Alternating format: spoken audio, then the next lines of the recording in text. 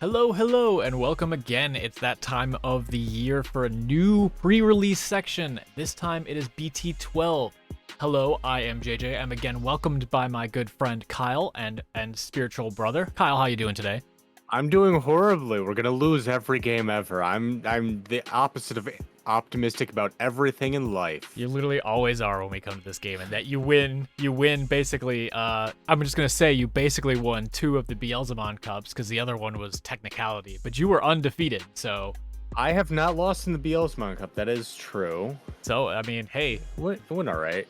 I mean, purple is my color. That's true, Purple that's very is true. My color. Well, this set is very much not purple-based. There's a lot of purple stuff in it, but it's not very much not purple-based. It just makes the Beelzemon set better. How you overall thoughts before we start getting into it? How do you feel about this set? You want to know my feelings about, like, the constructed part, I assume? Pre-release portion, yes. The pre-release? Okay, for just the pre-release, I'm a little concerned. I have a feeling there are going to be 4 types of decks, and I think I know what at least 2 of them are going to be. I'm a little worried it's going to be fast games. It's going to be a lot. Yeah, I think it's going to be a lot of save mechanic fighting constantly. Yeah, the games are either going to like either end really fast or take forever. The save mechanic is going to confuse people and the games are going to take forever. 100%. I agree with you on that one. I have a feeling I'm not going to do as well in this pre-release as I did in the last one because... Same. It feels like it's going to be a lot of bullshit ties. So also we decided that we were going to actually explain our scale this time instead of forgetting it. So Kyle, how did you have the scale laid out for us? The way I kind of wrote up the scale is I'm going to start from the bottom up. Yeah. If you get something if I give something an F, I think it's basically unplayable garbage. You never want to run the card, even in situations where the card is useful. You just don't put the thing in your deck because it doesn't do enough. Agreed. D's are cards that are like really narrow in scope, or they're not always really useful. They're really below what you want compared to like the average card, and they only help you in specific scenarios, and you're not happy to use them in your deck, but sometimes they're kind of necessary to fill out the rest of your deck to just make it like function. Absolutely. C's are kind of like average cards. They're like bread and butter things. They do like the average of what you want. Most cards are kind of C's, and they're just basically there to help facilitate your better cards. 100%.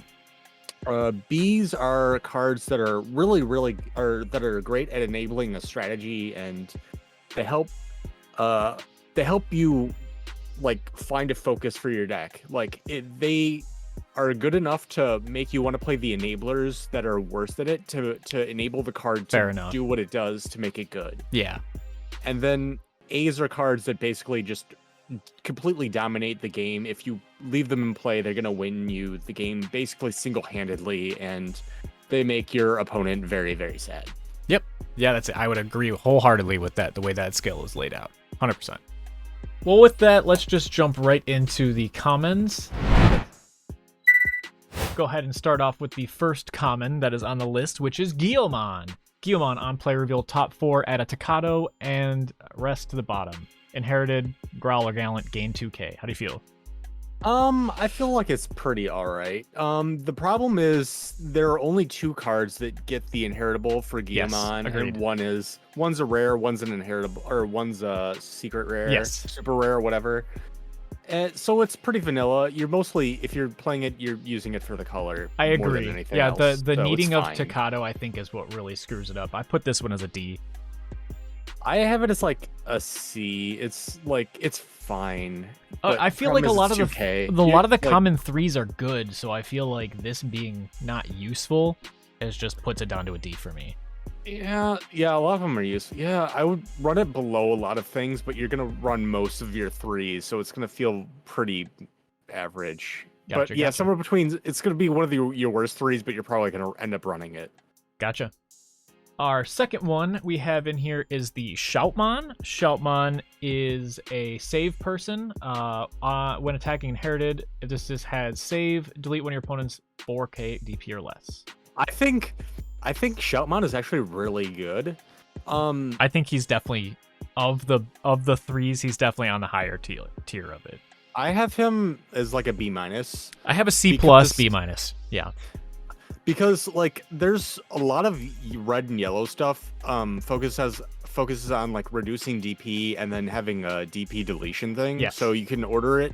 So a lot of the time you can do a lot of stuff where you like reduce a 6K to 4K and then delete it. Right, exactly. And 100%. Shoutmon being a level 3 that does this is really good. I like it quite a lot. Yeah. And it's just it enables the colors that it wants to be in, but I guess colors don't really matter in pre-release. No, not really, but I I definitely think it works because it gives an extra deletion on top of, again, as you said, all the DP reductions or other deletions that you get from the set. So I wholeheartedly agree. The one problem is the red yellow stuff depends on having a red or yellow tamer in play. Well, not even this. Like, a lot of you them don't need any of the color tamers. You just need a tamer to put this. Oh, I'm for this one, yes, but I mean later, yes. a lot of the DP reduction stuff, like the yellow red stuff, requires specifically a yellow or red tamer. Yeah, you're right. You are correct. Yes, you're talking the shine gray stuff. Yeah, Yes, yeah, but I'm saying like the shine gray stuff is stuff that helps enable Shoutmon to be 100% agree. Next we have our Flamemon. Flamemon is the hybrid level 3, trashing 1 digicard with hybrid, and its traits draw 2. That's useful. While this Digimon has hybrid or 10 warriors, he gets 2k. How do you feel about Flamemon? I'm actually okay. This is gonna say a lot of how I think the format's gonna go. I think this card is actually really good. Okay. I would normally not. There's actually quite a lot of hybrids in this set. So, and a lot of them are level 4. There are a lot of level 4. So this, like, I like it for the inheritable mostly. Agreed. More than anything else. And then you normally probably don't want to you don't want to trash your hybrids, but if you do, because most of them are 4, but if you do, it helps cycle you to things you want. It does a bit of everything that you want. So I kind of gave it a B. I had it as a low C until I realized how many hybrids were in this, and I would probably put it as a C plus. Yeah, just because it's just so generic. It just feels like it does a little bit of everything, and I really like that. Because when you like early on, you can digivolve into it, and it gives you a good inheritable. And then late when you want your higher level Digimon, you can play it, get rid of one of your level 4 hybrids, because you probably have a bunch of level 4s and you're looking for your strong stuff. So late it's good, early it's good. I like it a bit more than the Shoutmon, but I think it's I could see it being somewhere between C and B, but it really depends on what you draw, honestly. Honestly, it's probably like a B minus. I'm down on it. I'm a little lower on it, and not straight B, but yeah, about B minus.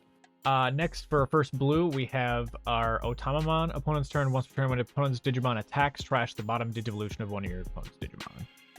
Inherited. How do you feel?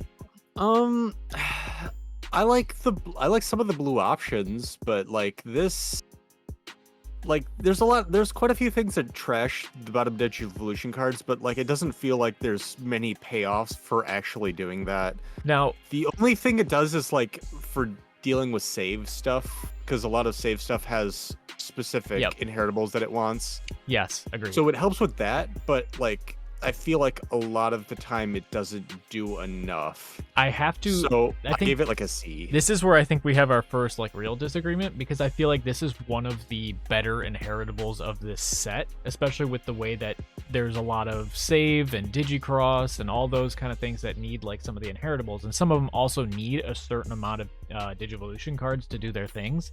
Trashing just one can stop that easy, I feel like, and it's when they're attacking. So like obviously their winning attackings will trigger first, but like if they have something that end of attack, because there are a couple of end of attacks if this has certain things, like trashing that source is great, but also the line going up with Otamamon has a bunch of things with those as well.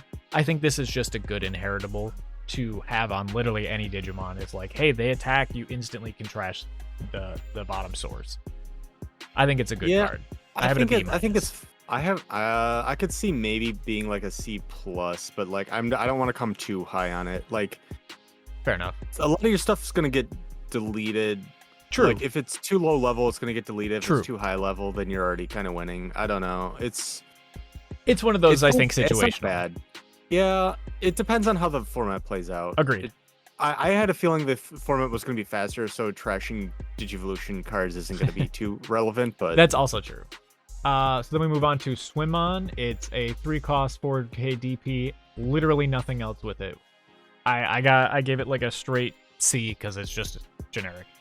I'm thinking the format, like I was saying, the format might be a little fast. I might be a little higher on this than it was than last format, but I think it's still going to be around C, maybe C plus, depending on how fast the format is. See, I feel but like it's gonna be C pretty- minus because I think it's a C. It's too. This will be a faster format for these generic boys. It's too. Yeah, but fast. there's a few blue Digimon that like play out. Blue That is true. cards There from is. If underneath, you do get a bunch so, of blue cards, I would 100% recommend playing it. yeah. Vmon, reveal top 3, add 1 Imperial, 1 free, and then 1 Davis. Trash the rest, and then inherited when you may DNA at end of turn. I kind of had this one as like, it's a C minus. It's a good card if you get the Imperial and Davis stuff, but like other than that, the only good use it has is if you pull the Pyildramon or Dino B. Because Yeah, like it just doesn't do much else. Yeah, you're not gonna get the inherited very often. I think I looked at what the cards with free traits are. I think all of them are rare except for like one uncommon. The Imperial Dramon is The two, no, there's 2 uncommon because XV I think was also uncommon. oh yeah, no, I was looking at I think another thing has this that's like a level 4. And I Stingmon. think I was looking for 5 or 6. Oh, but so yeah, both the But the most- Vmon, yeah. And yeah, the- point is it doesn't hit as much as you think it would. it won't. Yeah, And the Davis is rare, and it's Yeah, the only blue 100%. tamer. yeah. So I'm not a fan. It's C minus is about right. perfect. Pillowmon, 2 cost to play, 1 cost Evo, 4K. Pretty Oh good. shit! I didn't realize this was 2 cost to play. Yes, that's I why I love have this. it as a B minus. Yeah, B Yeah, minus. no, I want to change my. Yeah, I had it as a C because I thought it was like the normal 3-0, but no, I want to move up. I would somewhere C plus B minus. Yeah, This is 2 cost great. boys are definitely super useful no matter what. Like if you Yeah, can I get love enough this of card. those 2 cost boys, plop them all down. Rookie rush.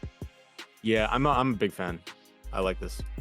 So then we have our Agumon red yellow, or yellow red, sorry. Reveal top 4, add Greymon and 1 Marcus Damon. Put the rest in the bottom.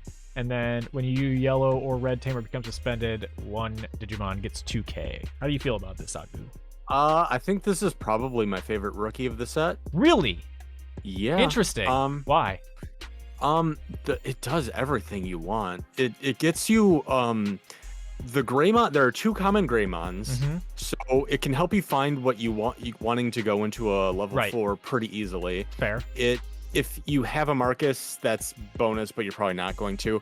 The inheritable is great. The minus 2K, and then those are the colors that you want That to is be in true, for like because deleting stuff. The save, It the one synergizes as save well. tamer that the yellow tamer taps itself to put stuff under itself. That would work with this too. I didn't think of that. Yeah, the only problem is the Evo for 1 is kind of shitty. That's- but like yeah. the few spoilers, but the level 2s, the babies are all uncommon, and they're kind of there's probably gonna be a lot of just playing stuff out anyway. Some of those babies though are real good. We'll get to them when we get there. Some of them are pretty good, but they're better than last set. But True, this I is- agree, but- holy percent. Yeah, on that, But the yeah. point is, like, the only problem with the Agumons is that the Greymons are actually kind of mediocre. They are a But- little bit, yeah. I'm not a big fan of the Greymons, but like, if the Greymons were decent, then this card would be busted. But Yeah, I it's just not quite there. like the card quite a bit. I gave it like a B. Like, if the Greymons were good, it would be B plus, but it's probably like a B. I think the Evo cost really brings them down to a C minus for me, because unless you have the Koromon baby underneath, it's gonna cost you 1 to Evo or 3 to play him. So I feel like it's gonna be hard to get that justification unless I you don't- have Koromon. Yeah, I don't think you're gonna have that many babies, so you're gonna be playing a lot of stuff out. So I didn't really detract from the Evo cost too Fair much. enough. But All right, slight difference in opinion, but yeah. Yeah, absolutely. We move on to Ebby Bergamon. On play, reveal 1 card from the top of your deck, add it to your hand if it's green. I had that one as a C minus, D plus. You have to have a lot of greens for it to be worth it. I have it as a C minus. You're gonna play you're most of the time you're gonna play the vast majority of your threes. True. And TP, it's 2K. It's not great, and you're if you're playing it, you're gonna be. It's like a fucking shot in the dark. That's fair, 100%. We'll move on to its brethren of Bergamon, 3 cost, 4 KDP, no effects. I like this one a little bit better just because it's a higher DP, but not much, just as a C, because it's generic as shit. Yeah, just a C. It's generic. not as good as fucking Pillowmon. No, it's 100%. play cost 3. But yeah. Next, we have the Zenimon. Zenimon is a 2 cost to play, 0 to Evo, 3K. I have this one as a B+. You have it as a what? B+. Oh, yeah, okay. This card is super good. Yeah, I missed the 2 play cost again, but yeah, this is really good. Same idea as Pillowmon. It's basically the same as Pillowmon. I say it's better. It's for actually Evos. better than Pillowmon because of the Evo cost of 0. I disagree. I think Pillowmon's better. Because it's the 4K? Yeah. Like I said, I don't think there's going to be very much Evoing. At like, that point, there's so many. All the deletion cards are like 4K or less anyway. So if it's gonna get deleted, it's just not gonna matter. Well, I meant attacking the security. My die. problem with it. Oh, well, I guess I didn't include the fact that it has save in its text. It does have save in its text. It's not gonna be out. You're gonna be digivolving on top of it, or most of the time. But the thing is, the play cost 2 cards. If you're digivolving with them, then you're losing a lot of value. You'd rather be digivolving. Oh no, 100%. Almost any other level 3. So I think I value the 1K DP a little bit more than the Evo cost. Although like I said, I don't think you're gonna have that many babies. But 100%. It's close. About it's the same. Still good. Yes. We have the black-red Agumon this time. Top 4, add 1 Greymon or Omnimon, and then 1 Tamer with Tai Kamiya. So this one is searching for the other Tai, or for the other Tamer, and then picks up a Omni instead.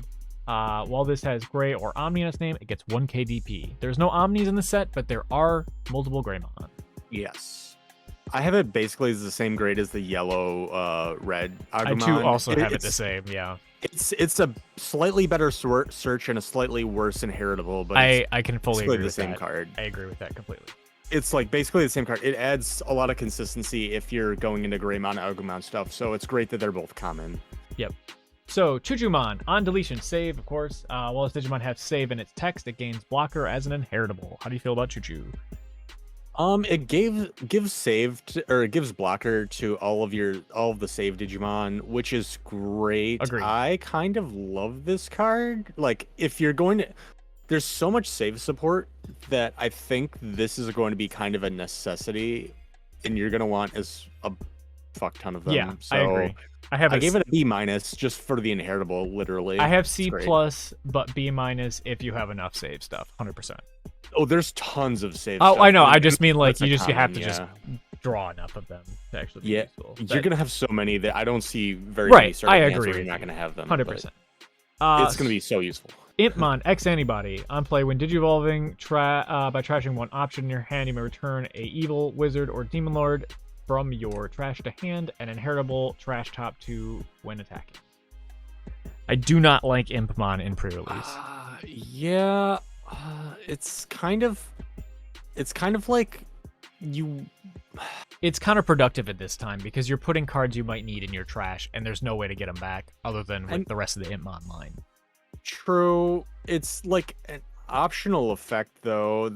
All of its effects are optional. Yes, I'm talking more of the when attacking because that is not optional. It's not. It's like a very middling-ish card. It has some utility if you have very specific cards in your deck. There's not many though. There aren't very many, but it's a D for me. I wrote there are actually 7 common targets, but I don't know. Yeah, common targets for its first effect. I don't mind the first effect. It's the inherited that really kills me for it, I think, because you need cards. Yeah, I'm not either way. I'm not a huge fan of it, but it has some utility by playing it. But the play cost is 4. Yeah. The options in the set aren't really good anyways, so you probably actually don't want to play them. So I think it's like a C card. It can fill a spot if you really need it to. Yeah, I'm still on with the D, but I can understand. All right, finally moving on to the level 4s now. We have our Growlmon. Growlmon, when digivolving, if you have a Takato in play, if you don't have a Takato, you can play one. And then it has Growl or Gallant in its name, gains 2k in its inheritables. How do you feel about that one? It's basically like the Guillemon. The Guillemon, yeah. Except it's level 4, so the inheritable isn't gonna be and it's used as much. Well, because It's Guillemon, like a C. Guillemon was search, right? So search if you. Well, I you, was if talking you about the inherited. Yeah, no, I know, but like at least if you have a Takato, that might be a reason to play it, just so you might be able to get to play it for free. But you're right, it's the same of you need a Growl or a Gallant. Yeah, it's pretty middling. It has 5k DP, so it's fine. C minus. It's just fine. I could just give it a C. Fair enough. Right, it's pretty average. We got our Geckomon. Opponent's turn once per turn. When opponent's Digimon attacks, trash bottom Digivolution of one of your opponent's Digimon cards. Again, I still like this. I have this one as a B because now you're starting to get into you need to have level 5s for it instead of being level 4 for it. But again, if you had this and the level 4 underneath and had a level 5 and they attack, they're trashing 2 of their sources. I like that. I don't even know where I guess I didn't rate this one. But Oops. I thought I did, but it's also a 4 cost, so if you have it's to a 4 drop it, it's cost. not too bad. I like it. I like it above average slightly. Like So I put it as a like B. I was gonna put it as like a C plus. Yeah, that's fine. I agree. That can be a good spot for it. It depends on how good trashing Digivolution cards is. Agreed. It really all depends on what it is. We have our first set of the hybrids. This one is a weird one because it is a hybrid that evolves for 3 over your tamer because its evolution cost is 3. But when attacking, you may play one blue level 3 Digimon card from one of your other or any of your Digimon's sources. So if you happen to have a level 3 under any of your Digimon, you can play it out. Also, it may Digivolve for 1 from the Ranamon, which is the other blue hybrid tamer guy thing. So, and I believe the other one can also do that as well. So you can go back and forth between the two. I don't know exactly why you would do it other than getting extra sources because there are cards that require more sources underneath. But other than that, I don't see why you would be doing that too much. I'm not a huge fan of this hybrid because this hybrid is a little bit too cost much. I have it at like a C minus. I'm a little higher on it because my thought was, I'm worried. One of the scariest potential decks that I see in the pre-release format is a blue rush strategy where you just play a bunch of blue stuff and then like get a bunch of hybrids out and then play a bunch of stuff from underneath. So specifically what I'm thinking is like you play you have a level 3 in play or something and then you digivolve this for 3 and then when you attack you play out the level 3 from underneath it, so it's essentially like you're playing this for 3 instead. I get what you're saying. I'm a little worried like that this card could enable a deck where you just get rushed down, and I think it could be. Either this card's gonna be really good or it's gonna be below average. Yeah, and I'm kind of worried it's gonna be above average and like enable the rush strategy and. Potentially, this could be like a potentially card defining card in the pre-release format if you, because a lot of the stuff that a lot of the blue cards are common and like I think the other hybrid stuff is common. That too. one is uncommon, I think. Oh, is it? For the blue it is. Yeah, but even just if you have enough blue level 3s, then this could be a really dangerous card. So in the right deck, I think it's really good. But on average, in your average deck, it's going to be below average. But if you have a really blue heavy deck, I think this is going to be a very good card. So it's really dependent on what other cards you have. Fair enough. I think it could be like a C plus B minus in the right deck. But like I said, I think it's about a C minus in the average deck. Fair enough. Next, we have Mikemon. Your turn, once per turn, when Digimon deletes an opponent's Digimon in battle, gain 1 memory as an inheritable. It is a 4 cost, 4k DP. I like this quite a bit. It's a little bit above average, I think. Yeah, I have a C plus. That's where I have it. It's the play class 4 is nice. The inheritable probably won't come up that often, but it's nice to have. If you get one of the high level 6s with raid, it could matter because then you gain a memory when you delete a Digimon. Yeah, like I said, it's not like it's not gonna come up at all. But No, I'm just saying right. you might get the effect once or twice. Right, exactly. Which is good. It evos for 2 still. It's 4K, which is kind of blah, but like you're mostly the play cost being 4 is the best part of it. Agreed. It's kind of similar to like how Sukumon and BT-11 was, where you play it just you're gonna be playing Just it most because of it's the time, cheap. and it's cheap. Then we go to Geo Gray. When Digivolving, if you don't have a Marcus Damon in play, you may play one for free. Similar to the Growlmon. And then when your red or yellow Tamers become suspended, when your opponent's Digimon gets -2k. Yeah, I have that one as a straight C because it's not really like overly good and it's not bad in any way. I gave it I gave this a C-. It's like my lowest rated common level 4 actually, but Really? like all of them are kind of fine. Yeah, there's not really like many good ones. I don't like the problem is that, it's the Evo for 3, the play cost is 5. Yeah. The inherited, you need a tamer in play. And then when Digivolving isn't like you're not gonna have a Marcus Damon. It doesn't really. It feels like none of its effects do anything except the inherited, which can come up, but it's not like a guaranteed thing. So I'm not a big fan of the Geo Gray. The benefit is the two Agumons. Yeah, I think so. Easy to find. Correct. So it's not a good card, but it's made better by the Agumons and the whole line. Agreed. Yeah. Then we have our Yakimon. It is a 3-cost 2 Evo blocker. I really like that one actually. That one is a B for me. I gave it a B+. This is my highest rated common level 4. I think it is also that and Geckomon I think are tied, but yeah, I agree. It's good. Blocker and boom, he's free.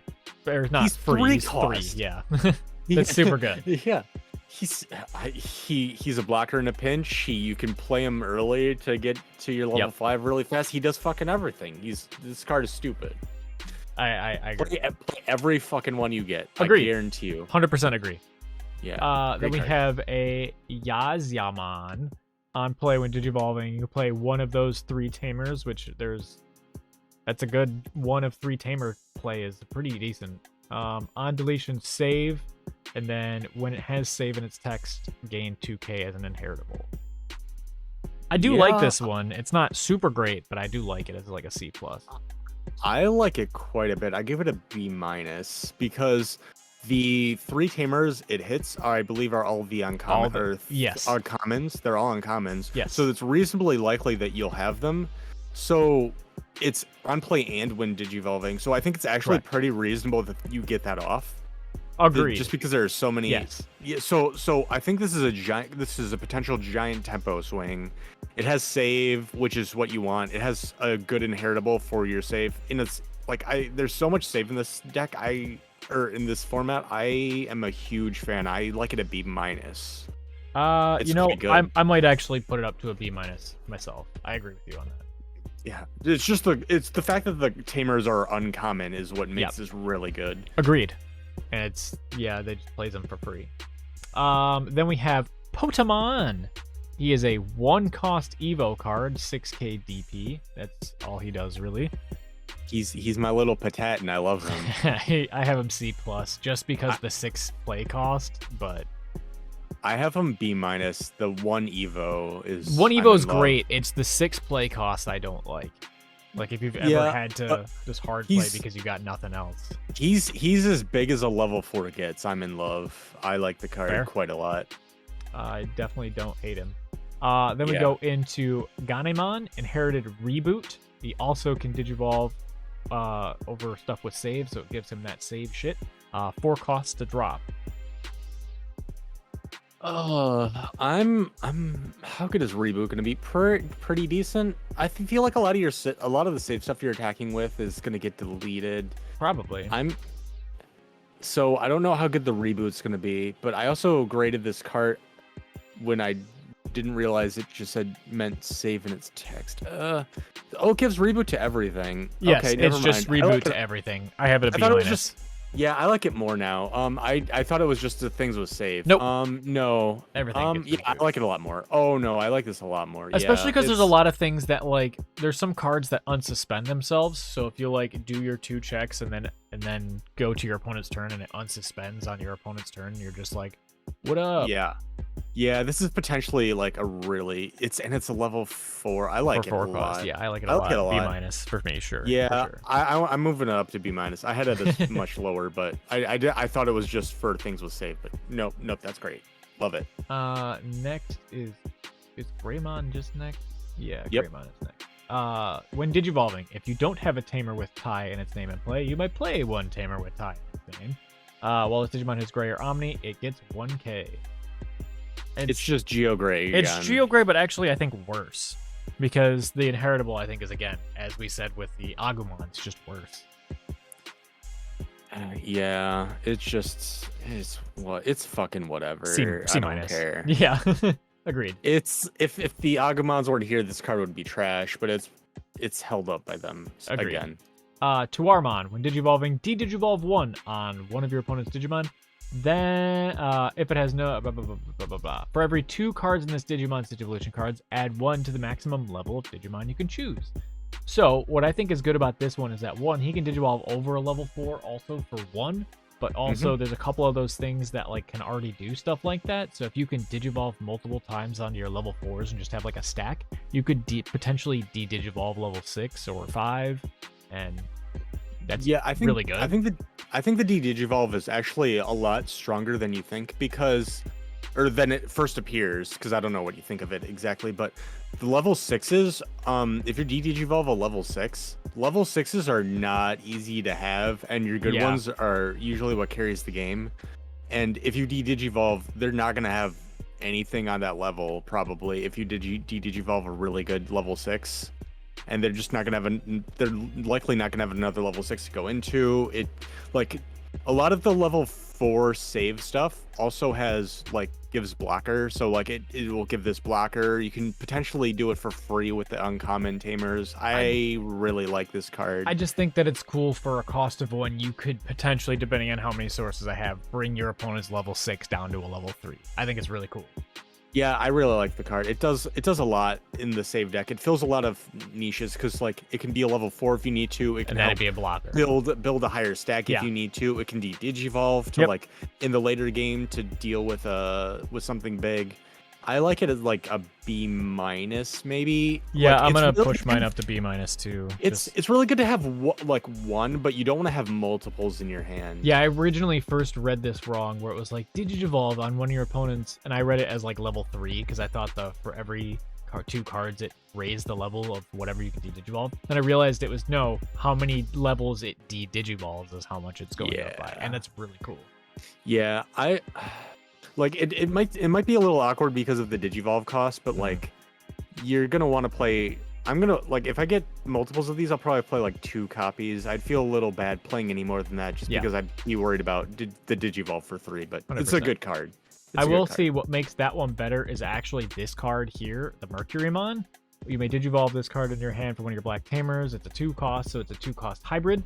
On play when digivolving one of your Digimon game's blocker. Not this one, just any of them. And then as well as it digivolves from 0 over Sephirothmon, which is the other black hybrid. So if you go back and forth between this and Sephirothmon, they cost 0 to evo over each other, and then you go into Tuarmon, and then you have your many different things. So this one I think works really well if you can get those 2 and Tuar. I think that's a great combo. Plus giving anything blocker just when digivolving, awesome. I don't know if I'd like doing that in an actual game though, where like you digivolve on top of them back and forth. Not like if you can do that if you really need to, but it feels like most of the time you want to go a little bit like I'm just basing this on the one pre-release, but like you want to go a little bit wider in pre-release. And so like building a giant stack. I was just more talking about like if you had your opponent had something you needed to get rid of. Yeah, if in that case, that makes it much better. I do think it's a really good card. Note that it has to be a black tamer. Yes, because it specifies it, which is only unlike one. the other things. giving something blocker is really nice. I like the card. What did I give it? I gave it a B minus C plus. I gave it a C plus. Yeah, it sits in that area where it can be useful. It does a little bit of everything, so I like it. Then we run into the first purple Doberman. Retaliation. Love it. Is an inheritable. Love Retaliation as an inheritable. Always useful. I wish it also had Retaliation as a normal effect, because when it's just sitting there like that, it's just a 5k boy. But I will say it's a 5k boy that it falls for 2 and is placed down for 4. So I have him as a B minus. Retaliation's always good. I originally had him as like a B minus too, and then I thought about it a little bit. The problem with the Retaliation inheritable is if you're giving Retaliation to something, it's going to be a level 5. And most of the time your level 5s are going to be deleting stuff anyways. They're going to be pretty big. So the Retaliation is less useful the bigger the things you have are. Imagine you raise your level 5 with Retaliation while your opponent has a Quartzmon on field. Yeah, but that's not a very common situation. No, like, I'm just saying, if your opponent had a Quartzmon and you have no way of getting rid of it, I'm not saying Retaliation's not good. I'm just saying it's going to be less good than it appears. No, yeah, you're not. So wrong. I still think Doberman's a very good card. Play cost for Retaliation as an inheritable is really good. It's just not going to be as good as it appears. So I originally gave it like a B minus, but I moved it down to C plus. I can see that. I still think it's quite good. I can agree with that. Wizardmon, X-antibody. When Digivolve, trash the top 2 cards of your deck. If Wizard or X-antibody is in the Digivolution cards, it will not be. Blocker until the end of your opponent's next turn. And then inheritable, so trash top 2 cards of your deck. So basically, it does nothing except trash top 2 when you're attacking as an inheritable. And I don't like that again in this deck, in this format. I agree. The only advantage this has going for it is that it's 6k, so it's bigger than... It's about as big as it's as big as any level 4s get. So it has that going for it, but because of the inheritable, it's just a C. Yeah, I wholly agree. It kind of offsets the advantage that it gives itself. Fully agree. We move on finally to the level 5s. We move to Omni Shout. When Digivolving, choose any number of your opponent's Digimon whose total DP adds up to 4k and delete them. For every 2 cards in this Digivolution cards, add 3k to the max you can choose with the effect. Your turn. If it has 4 or more Digivolution cards, it gains Sec 1. When attacking as an inheritable, if this Digimon has saved, delete one of your opponent's Digimon with 4k DP or less. I like this card. I love this card. I don't know if I love this card, but I do like this card. This is about as good as the level 5s can get, because I was worried about getting rushed down by everything, and I'm quite a big fan. It stops you from getting rushed down. It's definitely not my highest, but it's up there. Yeah, it's my second highest for the common level 5s at least. Yeah, I think it's a B minus for me now that I look at it like that. I give it a B. It's gonna delete something assuming you have a level 3 and 4 underneath it, it's gonna delete something 7k or lower. It occasionally has security +1. If you can get the one extra level 4 in there when you Digivolve into it, it's got 4 sources, so then it becomes a 10k killer. So yeah, that's really good. And then Sec 1. Yeah, but I'm mostly playing it for the delete. Right, that's what I'm saying. Deleting something 7k or lower. Imagine your opponent goes into a level 5 that has 7k or lower. You Digivolve into this, just fucking kill it. Right, agreed. No, great. That's exactly what I had it that high rated for. It's a great deletion. I just have it as a straight B. This card's gonna be stupid for when it early game. If this is you Digivolve into this for 5, delete their level 5, it's just they're fucked. I love this card.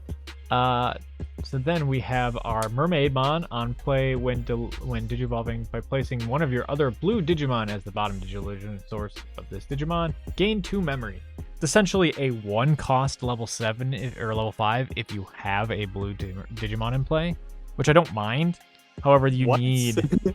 What? Why would you ever do that? By placing one of your other blue Digimon, so it has to be in play, right? Correct. It does need to be in play. Yeah. So you're getting rid of one of your other Digimon to essentially gain 2 memory. So that makes your Evo into your level 5 a 1 cost. I can see then going into a level 6 at the cost of your level 3, but or any level Yeah. blue Digimon. It could even be that you have a blue Digimon that has a decent effect that you would put under it. I don't know. It's okay to me. It's just a C-.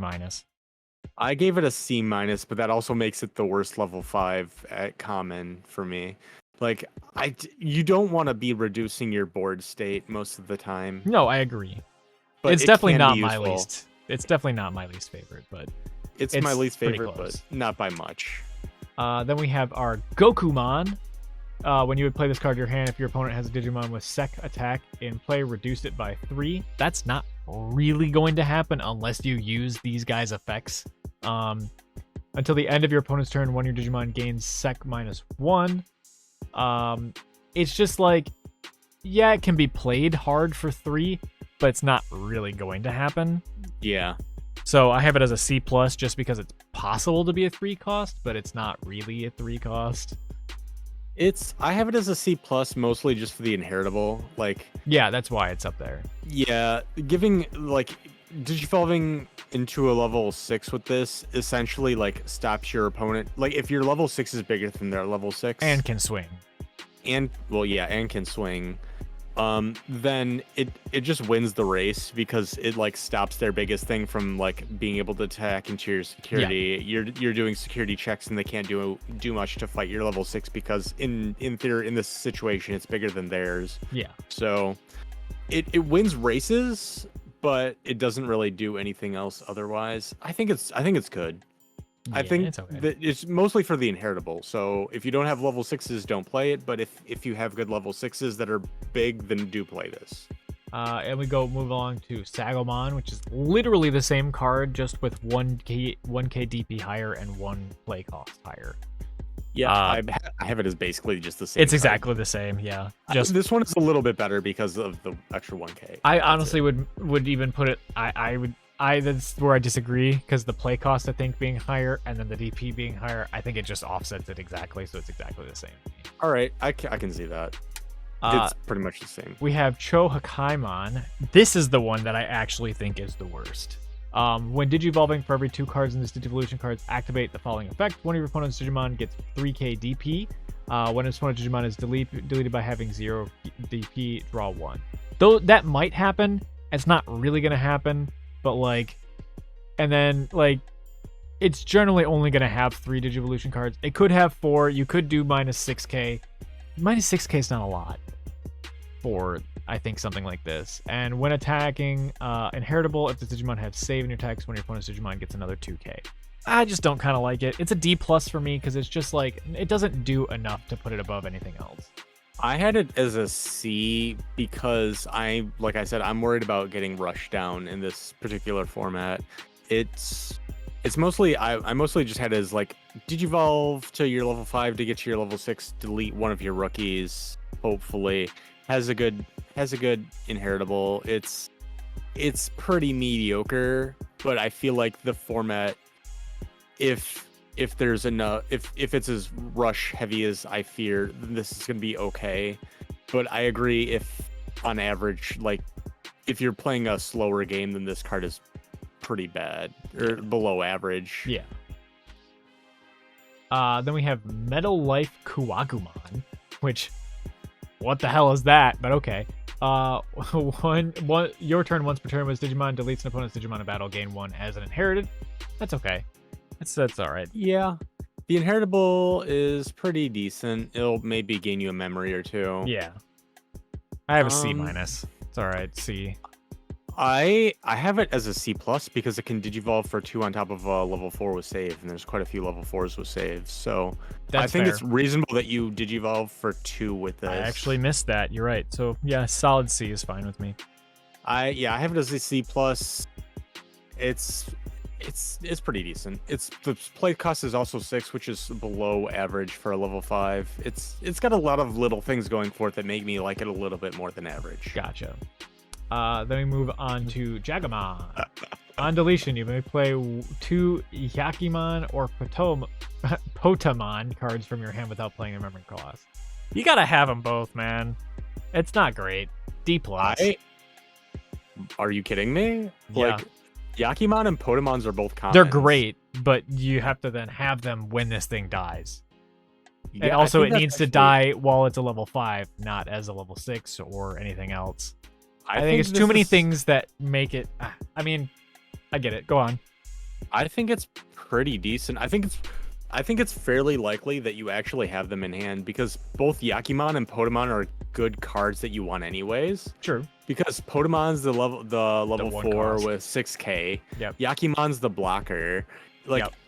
I think this is actually a really potentially real. I think could be a really bullshit card.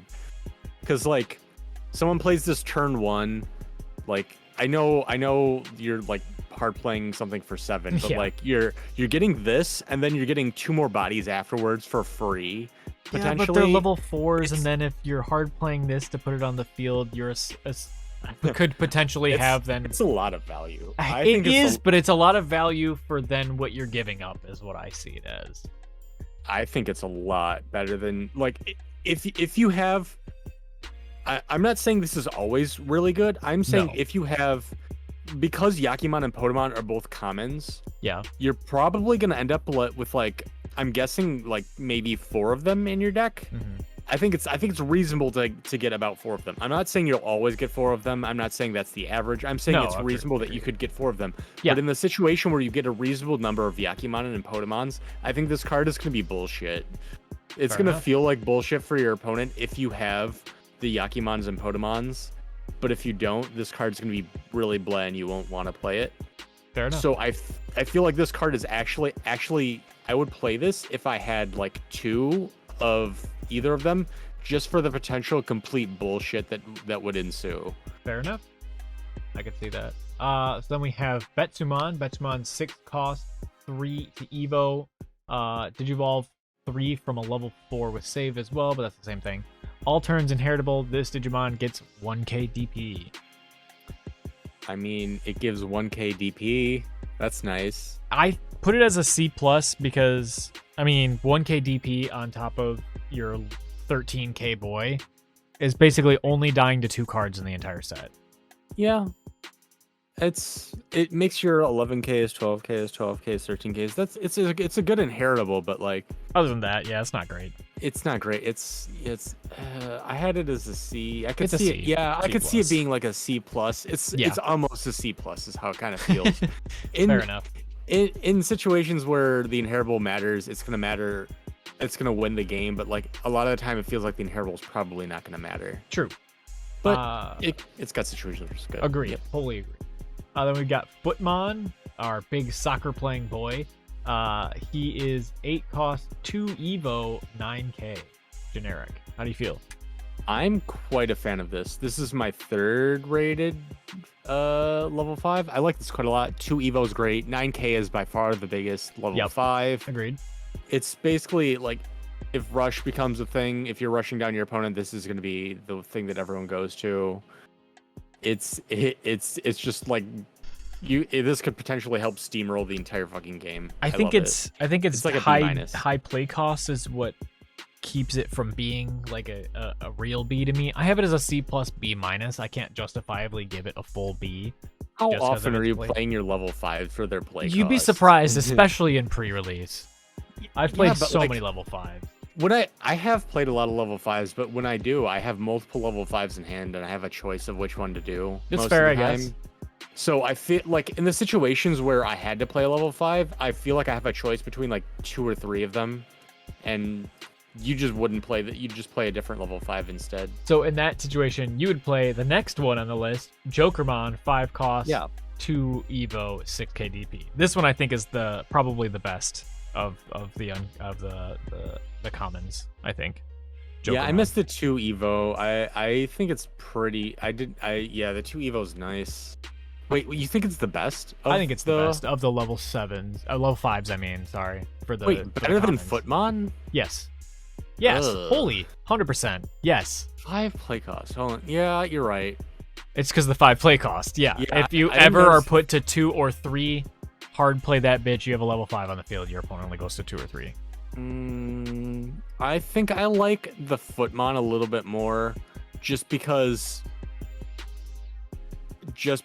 I feel like you're gonna be evoing it for more. But like, yeah, hard playing Jokermon on turn 1 is actually pretty fucking stupid.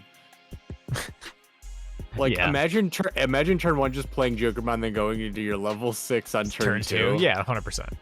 All right, yeah, you're That'd not be giving sick. him that much memory. Yeah, I can see that. I'm moving up a bit on Jokermon. I want to give it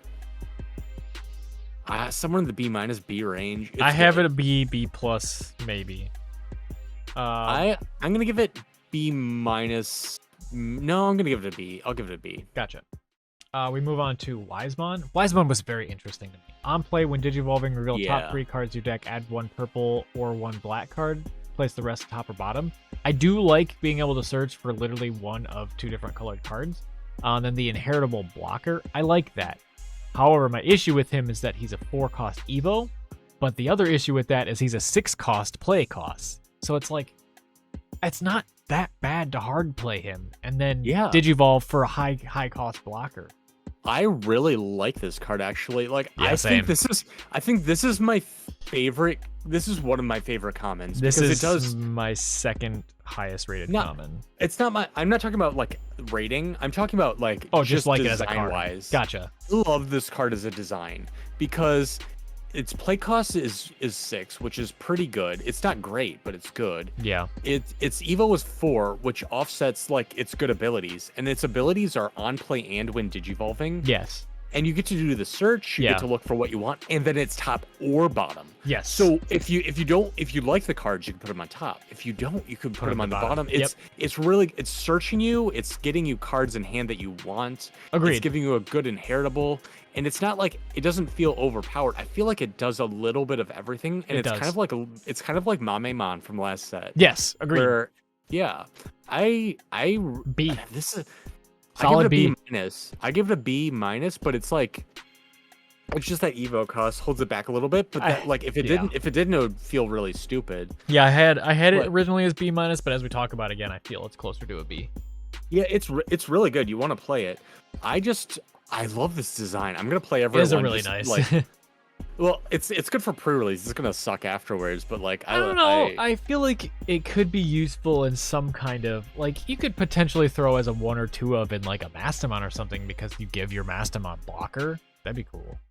But I love that. I want to find a way to make this card work in non-pre-release because I just love how it does a little bit of everything. This is one of my favorite cards. Yeah, I kind of like it too. I give it a B-, by the way. I know I was raving about how I love it, but that's just the design. Yeah. So then we move on to the first options. Pyro Dragon.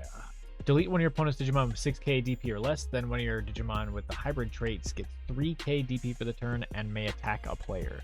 So this essentially could also give you a hybrid swing for game.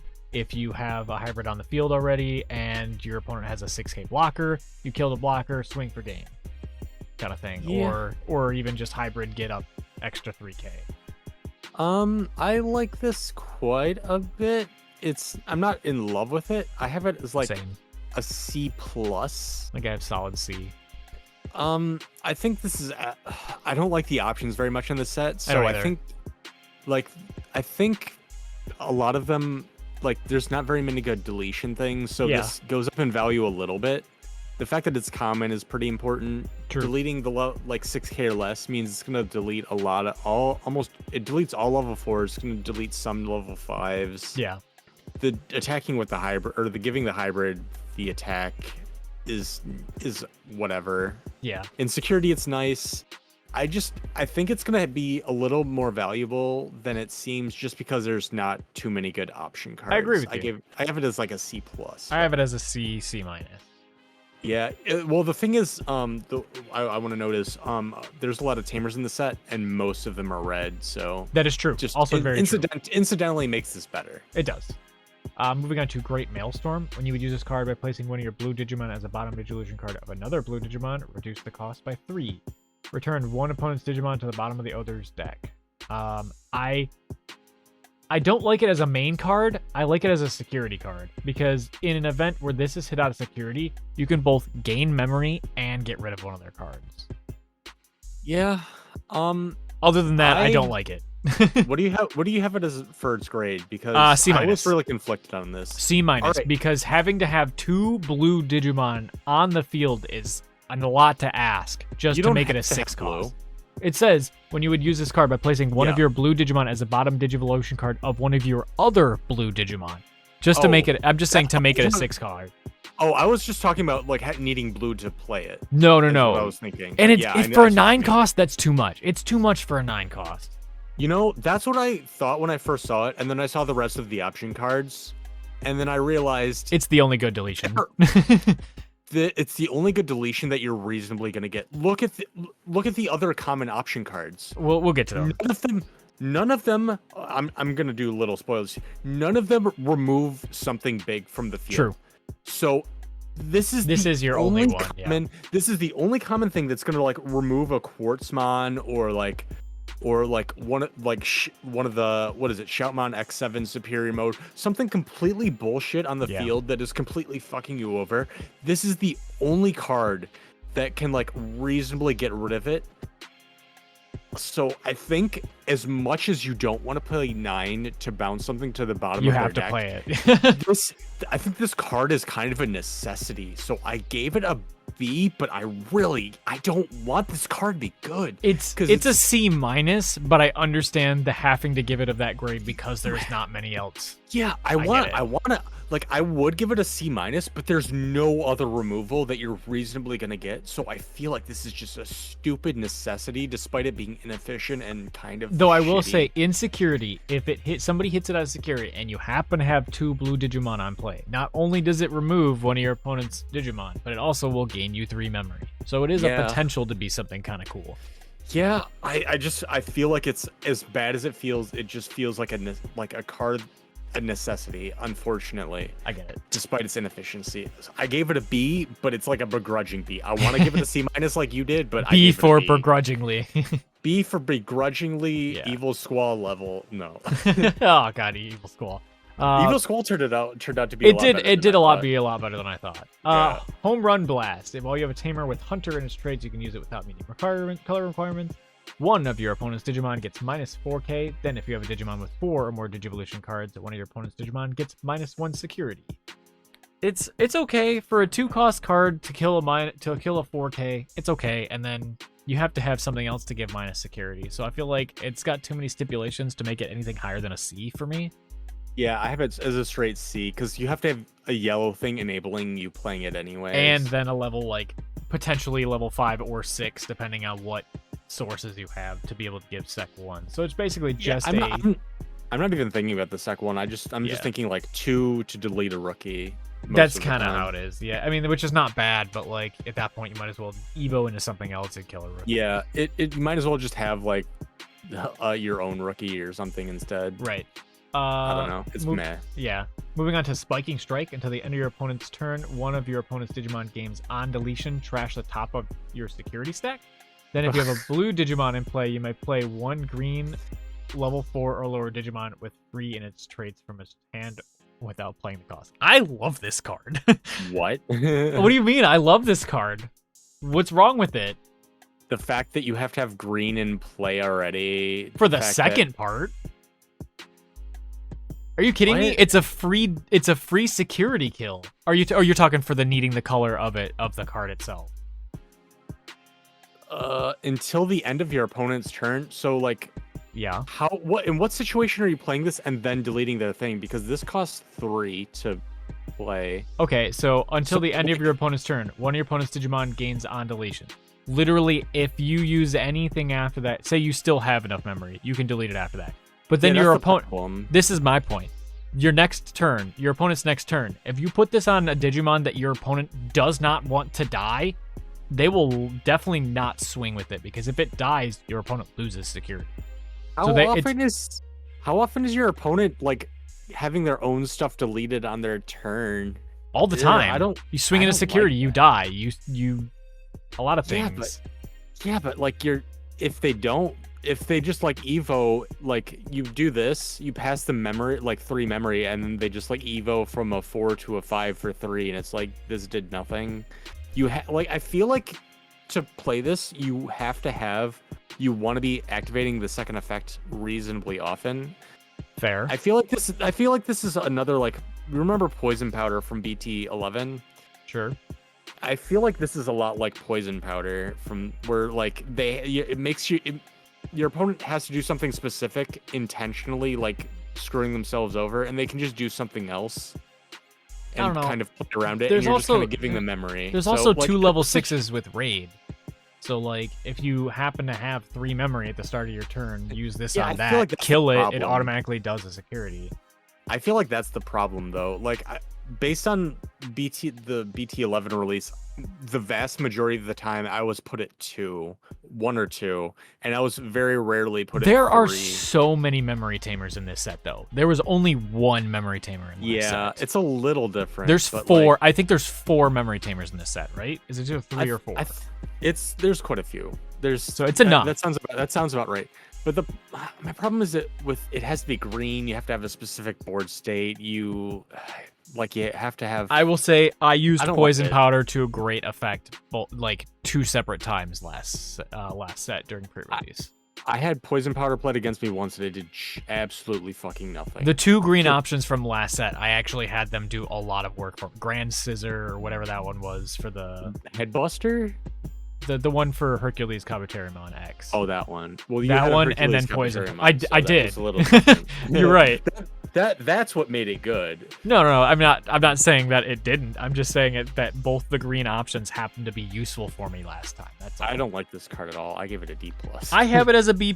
I'll drop it down to probably maybe a C+, just because I understand now why it wouldn't be as good. I still like it because it's a free security trash if you can do things.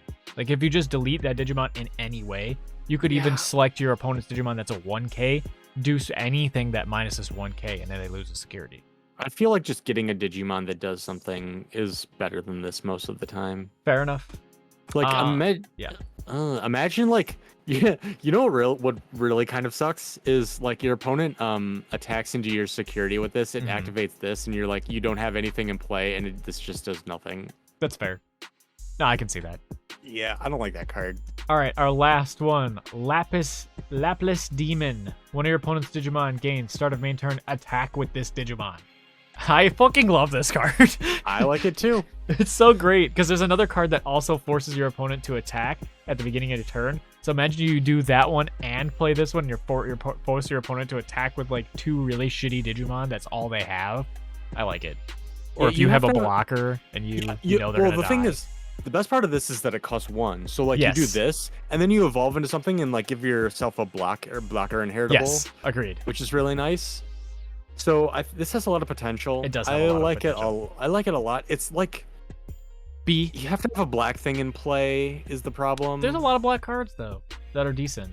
Yeah. Especially because both of the level 5s that are commons in this one are are some things that you like. Not like both of Yeah. them, like the I'm just- the Footmon and the Yeah. Wisemon. I gave it a B-. I'm thinking about it a little bit. Like it might be a little hard to use in some scenarios, and your opponent might want to attack. I have it like in the B-, maybe C+ I got it as a B. range. Yeah, But I it's like B.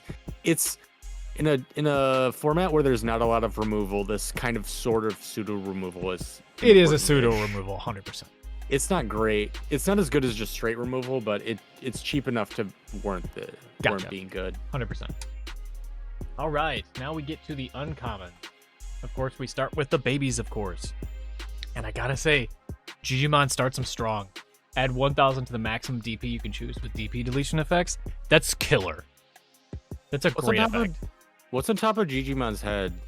That would be the evolution before Digimon. There's an evolution before a baby. So, because it's level 2, right? Level Yeah, 1s it's are the ones that come out of eggs. The when eggs, do we? When We do will get never level get ones those. in the game? I don't think we'll ever get Bullshit. those. And if All we right, do, anyways. it'll be like an option or something, like a Digi Egg or something. Because All right.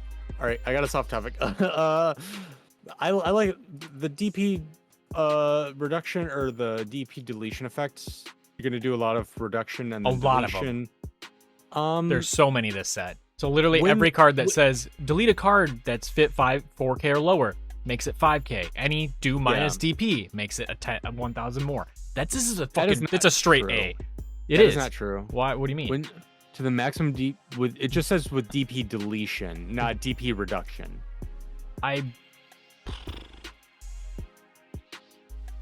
it's deletion, not reduction. So it doesn't reduce for like the -2K. It's still -2K. It's only Okay. the deletion part. Either way, there are way more deletion cards than there are DP reduction cards. I still think this is the A baby. I gave it a B-. I think it's like when it does what it like the 1K makes a difference, it's gonna feel really good. But I feel like a lot of the time it's the extra 1K isn't gonna make that big Scenario. of a difference. Yes, it does. But, Scenario. You get an I'm not saying Omni it Shout doesn't. and that does 10,000. Boom, now it's 11,000. There are some So- 11,000 6K boys. I'm not saying it doesn't ever matter. I'm No, saying I it's know. not gonna matter as often. I So think I'm it'll matter saying- more than the rest. I think it's like it's one of the better I have it as the second best baby, but I have it as a B-. Like when it's good, it's like a B. When it's gonna feel like it does nothing a lot of the time, but it's good. I like it. There's a lot of DP reduction and deletion effects. It's good. I will disagree because I feel like that's going to come into play a lot, but we both just disagree on that. It's not by that much. It's still right. It's not by that much. I think this is the one you have being the higher, because when attacking, if you have a green Digimon and play, draw 1. No. Okay. Because I have this one as a B because there are a decent amount of green Digimon in this, and I feel like you're easily going to be able to get the draw 1 off. It's just B because it's just decently better and will be usable. I have it as a C+ because you like, even if you have a green Digimon in play, by the time you're like willingly attacking with this and having another Digimon in play, it's usually the latter parts of the game where you have a lot of cards in play, or you have a lot of cards in hand anyways. It could just be a it's green good. Digimon itself, and you attack with it, and you draw a card. Like it could even be just like as a level 3 you swing for. True. Potentially. I'm not saying it's not good. I have it as a C+. Right, But no, I'm I just know. saying you're gonna play every baby. You Of get course you because- are. because of uncommons. Of course you Well, are. I said that last set, but I was wrong. No, you got But like that's 7 because the babies were babies. commons. Well, that's because the babies were common. These are uncommon, so you're probably gonna have like 2 babies, honestly. Yeah. I'm guessing. Maybe you definitely maybe get more, maybe even less, get one but- out of you'll get one out of pre-release. I always, or at least I will. I'll always get a fucking baby out of my pre-release packs. It's every time. Not every. I didn't do year, the every math, set. but I'm guessing you're gonna get about 3 babies. That would be my If guess. you're- Yeah. Would be the average, but like there are gonna be times where you get 1, times where you get a few more. Koromon, your turn once per turn. When one of your yellow or red tamers becomes suspended, one of your opponent's Digimon gets 1K for the turn. I have this one as a C-. I have it as a C. It requires you to have red tamers plus. that will suspend. Yeah, red or yellow. It's like a C. It's just like the fact that it's a baby is its main draw point. Again, agreed. They're the most of yellow and red tamers, so just coincidentally, it just picks on the color, or it has True. the colors that you would get Benefit the most. But it's yes. you're not very often that's gonna happen, so you're playing it because it's a baby, not for the effect. Right. So whatever. Torikara Balmon. When you play a green Digimon, this Digimon gets 2K. I have this one as just a straight C because this requires you to hard play a green Digimon. Yep, I have it as the worst baby. I don't, because there are a couple of low costs. Is one of the two costs not a green? One of the 2 costs, one is Pillowmon and the other is I don't think it was green. Let me just look back at my notes here real quick. 2 costs. Zenimon, it was black. Sorry, I take that back. Yeah. Okay. Yeah, I guess it's probably more like a C-. It's like I just have it as a C just because it's a baby, but like the extra 2K, like even if you play it and get extra 2K, it's probably not going to matter too much. It can in certain scenarios. It's not like it never does, but it's not going to come up too often. See, now this is the issue with me rating, like, obviously uncommons early, is that when you play Digimon with save in its text, draw 1. I had this originally as a C. This is probably closer to like a B. I give it a C+. This is reliably triggered, but like It doesn't do too much for you.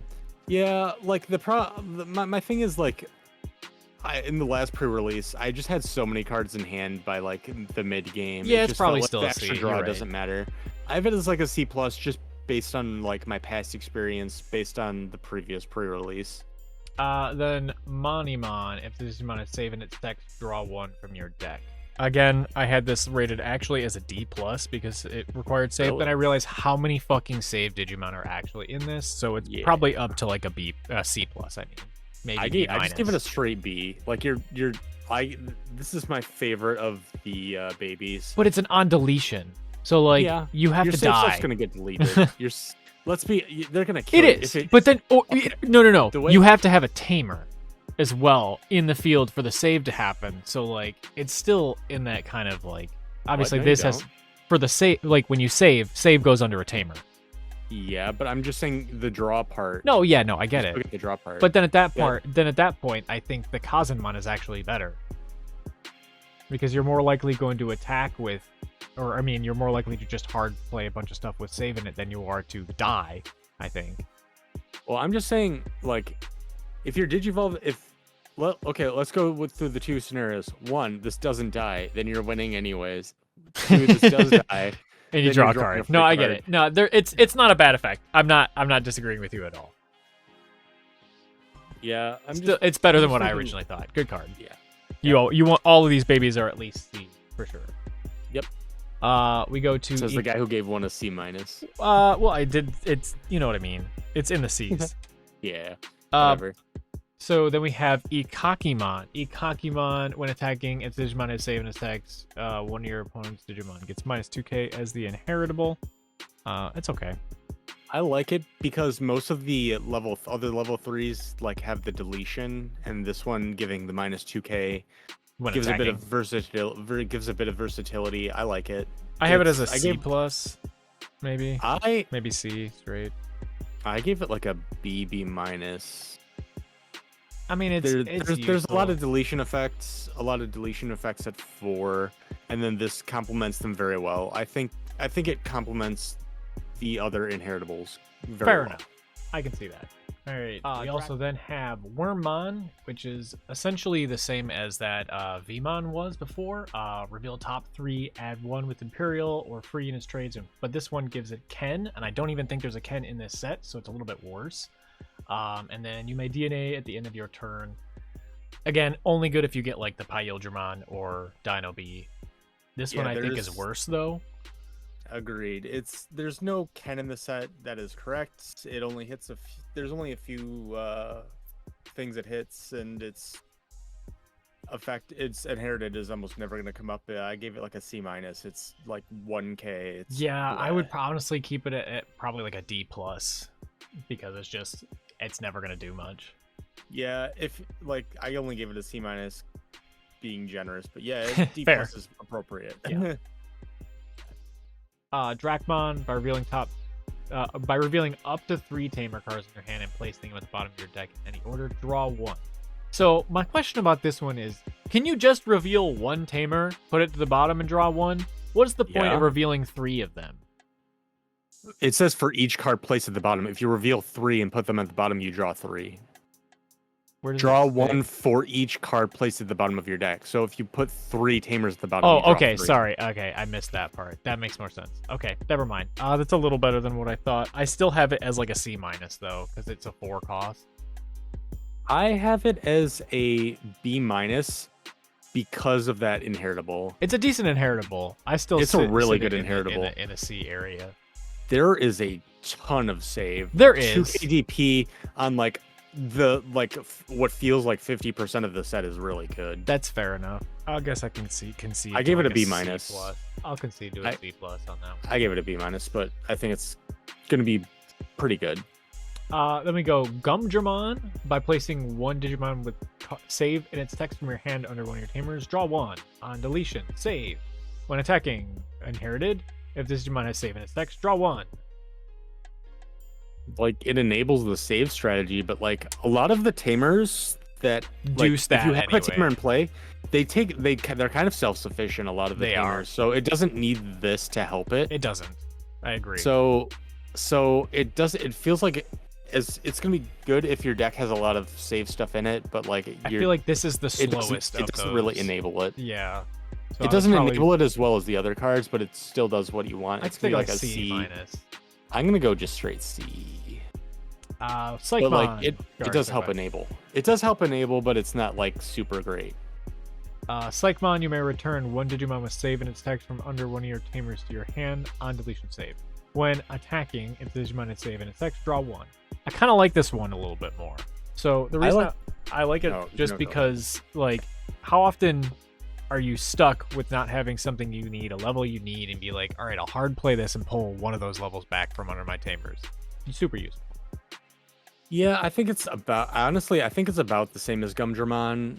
I have it rated at like, the same, but I will say due to another card that comes later, this is probably just a straight C. Because it can warp into a level 5 due to one of the other cards. I actually didn't know that, but like I do think the on play is good, but like it's 4 cost. It's fine. It's fine. Yeah, it's just slightly better. I think, like if you have to do it for the on play, it's gonna be your draw is a little clunky anyways, and there's a good chance you'll get run over. I have it as like a C. That's where I'm at. Shoutmon King version on play. When digivolving, you may play one Taiki, you, or Tagiru from your hand on deletion save. Then place one Digimon card with save and its text from your trash under one of your teams. When attacking, inheritable. If this Digimon is saved, delete one of your opponent's Digimon 4K or less. I think it's pretty good. Solid. Yep. Solid C plus, I think. Yep. If you have any of those Tamers, then it's amazing. If not, then you're getting a decent inheritable that makes me want to give this a C plus. Yeah. We go to Agunimon, which is the first of the red Tamer hybrids. This one digivolves for 2 over a Tamer because of its cost. On deletion, you may play one Flamemon suspended from your hand without playing its cost. I believe Flamemon has that on play, so it does that too. You may play one Takuya from your hand without playing its play cost as the inheritable when deleted. And then it can also digivolve from 1 or 4-1 onto Burning Greymon. And I believe the Burning Greymon does exactly the same thing, so you can just go back and forth from the team if you need to for whatever reason. Yep. I like the Agunimon. It's just a better Agunimon than the old regular one, I think. I think it's pretty good. I was like I said, I think there's a good chance there's gonna be a lot of rush in this. Yeah. Like rushing your opponent down. So I give it a B- just because I think rushing your opponent down is gonna be good. It like just assume it's a vanilla like 2 Evo 5K and it's fine. And then like Flamemon is common, so you'll decently, if you're rushing things down, you'll get the deletion a decent amount of the time, which would. So I think it's got high upside, and it's like at worst it's mediocre, or it's like a C. Yeah, that's so it's got upside when you need it. I like it a decent amount. And then we go to Burning Greymon, which is essentially the same card, almost, except for when digivolving, it gains 2K for the turn, which is nice. It's a 6 cost and 6K, and then while it has hybrid, or 10 warriors against 2K in the inheritable effect. That I think is not going to be as much because you have to rely on hybrids, but which is possible. However, I think its gaining of 2K on its when digivolving to automatically make it 8K for that turn is pretty good. I don't like it actually that much because of the 3 Evo for a level 4. I will say if you digivolve over a Tamer or digivolve over a Agunimon, it's lower. I agree with you. I don't really like the 3 Evo cost. Yeah, but most of the time you're not getting the discount on the 100%. Evo. Right. And I made a note, there are 3 level 6s that get the inheritable from the Burning Greymon, I believe. Okay. And I think they're all rare. I'm not positive. No, I think 1 is uncommon. I think there's 1. Oh, okay, maybe 1 uncommon. But the point is, there's only really few things that get benefit from the Burning Greymon. I mean, so all of the other like hybrids or whatever. Not all the other hybrids, but like if you happen to get like a Goonie on top of it, or then Digivolve. I guess you could put a Goonie on top of it. I didn't include a Goonie, but it wouldn't be as good to have a Goonie there anyway, because at that point he's still only 7K when at this for the turns is 8K and then goes back down to 6. Yeah, it's okay. It's okay. It's still like a C minus. I give it a C- because of the 3 Evo. I like it a lot less than the Aguni, but like Yeah. if you have the Aguni, then it can combo with it a little bit. True. But XVmon, when this Digimon DNAs gain a memory. Inherited, when this Digimon has Imperial or free in its trait, it gains jamming. I think it's pretty decent if you have the DNA Digimon. However, without them, it's kind of just a 4/2 cost generic boy.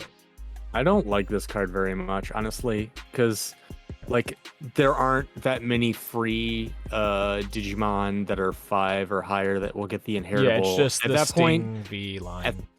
At that point they're already kind of big Digimon, so the jamming doesn't matter quite as much.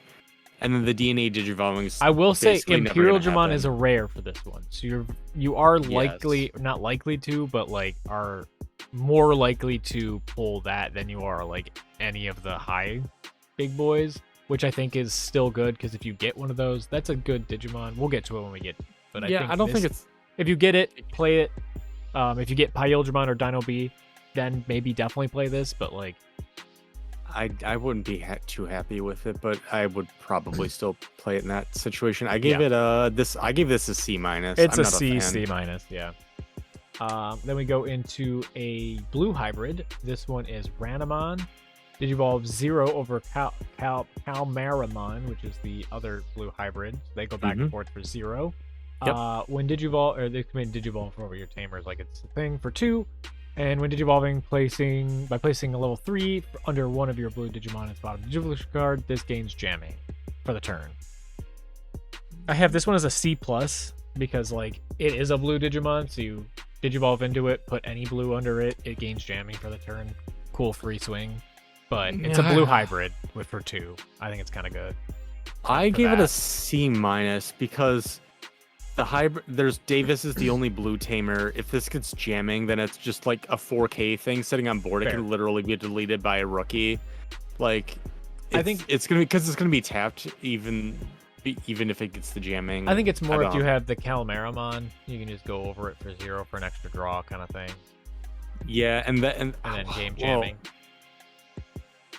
Yeah, but then in that case, like the Calmaramon, like you don't want the Calmaramon to Digivolve on top of the Calmaramon because the Calmaramon has the when attacking play a blue level 3. I don't know. It has the same thing as it's kind of awkward, except it just actually no, it's the opposite of this. The Calmaramon I think plays the level 3.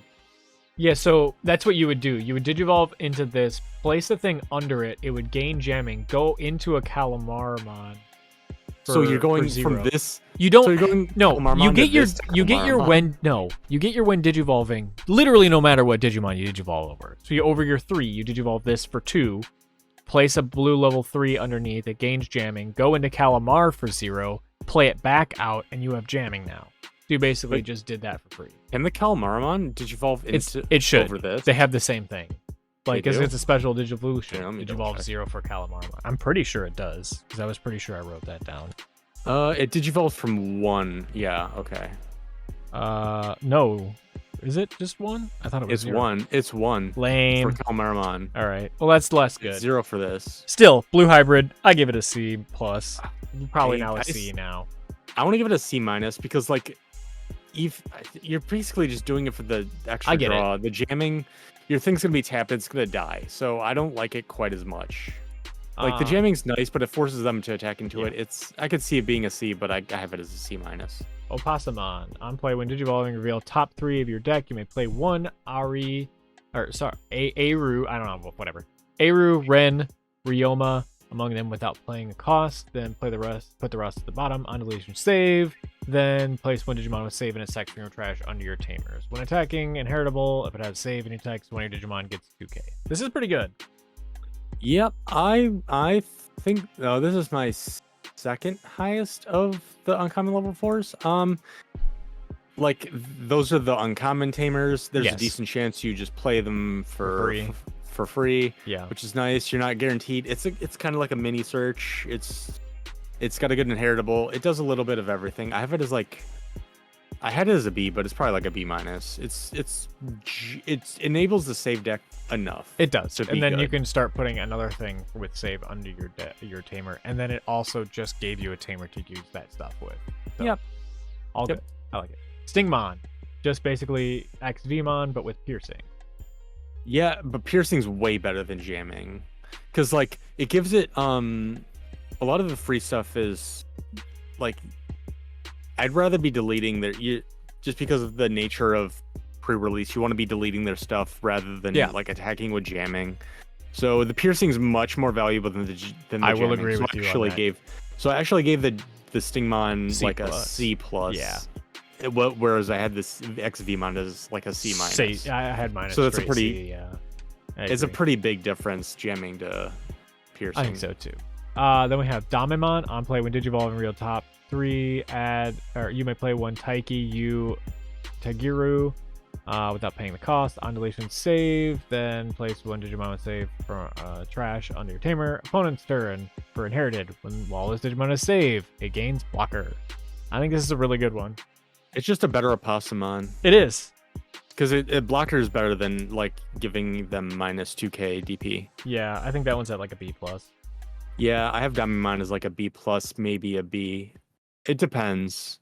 It depends on what your deck's doing. Like, it's somewhere in that range, depending on like how heavy to save you are. Yeah. We have Sephirothmon. You may Digivolve this onto one of your black tamers, like it's level 3 for 3 cost, or Digivolve from 1 for Mercurymon. When Digivolving, one of your opponent's Digimon gains start a main phase attack. So again, it's a 1 cost potentially or 3 cost potentially to make your opponent attack. I kind of like it. Mm-hmm. Yeah, I like it. It has, what did I write for this? 1 uncommon and 1 rare black tamer was a note I made for it. Well, at least 2 of them, yeah. Yeah, there's 2 of them. 1 uncommon, 1 rare. That's decently likely you'll get one, not super likely. Its evo for 3 is kind of blah, but making your opponent like attack is good. It's good enough to make it worth it, I think. I think it's good enough to make it worth it. It's good early to like force them to attack and then like delete it and return, get some good tempo that way. Yeah, I like it. It's, C plus. I have it as like a C, but I could see C plus. It does something unique, but it has some drawbacks. It's a good card in certain situations. Yeah. We have then Arrestadramon. When Digivolving, if there are 2 or more Digivolution cards under this Digimon, it gains Rush. On deletion, save. And then place 1 save from your trash on your tamer. When attacking, if Digimon have save, draw 1. I have a question. How do you even get the rush? That's what I've been thinking. I have no idea.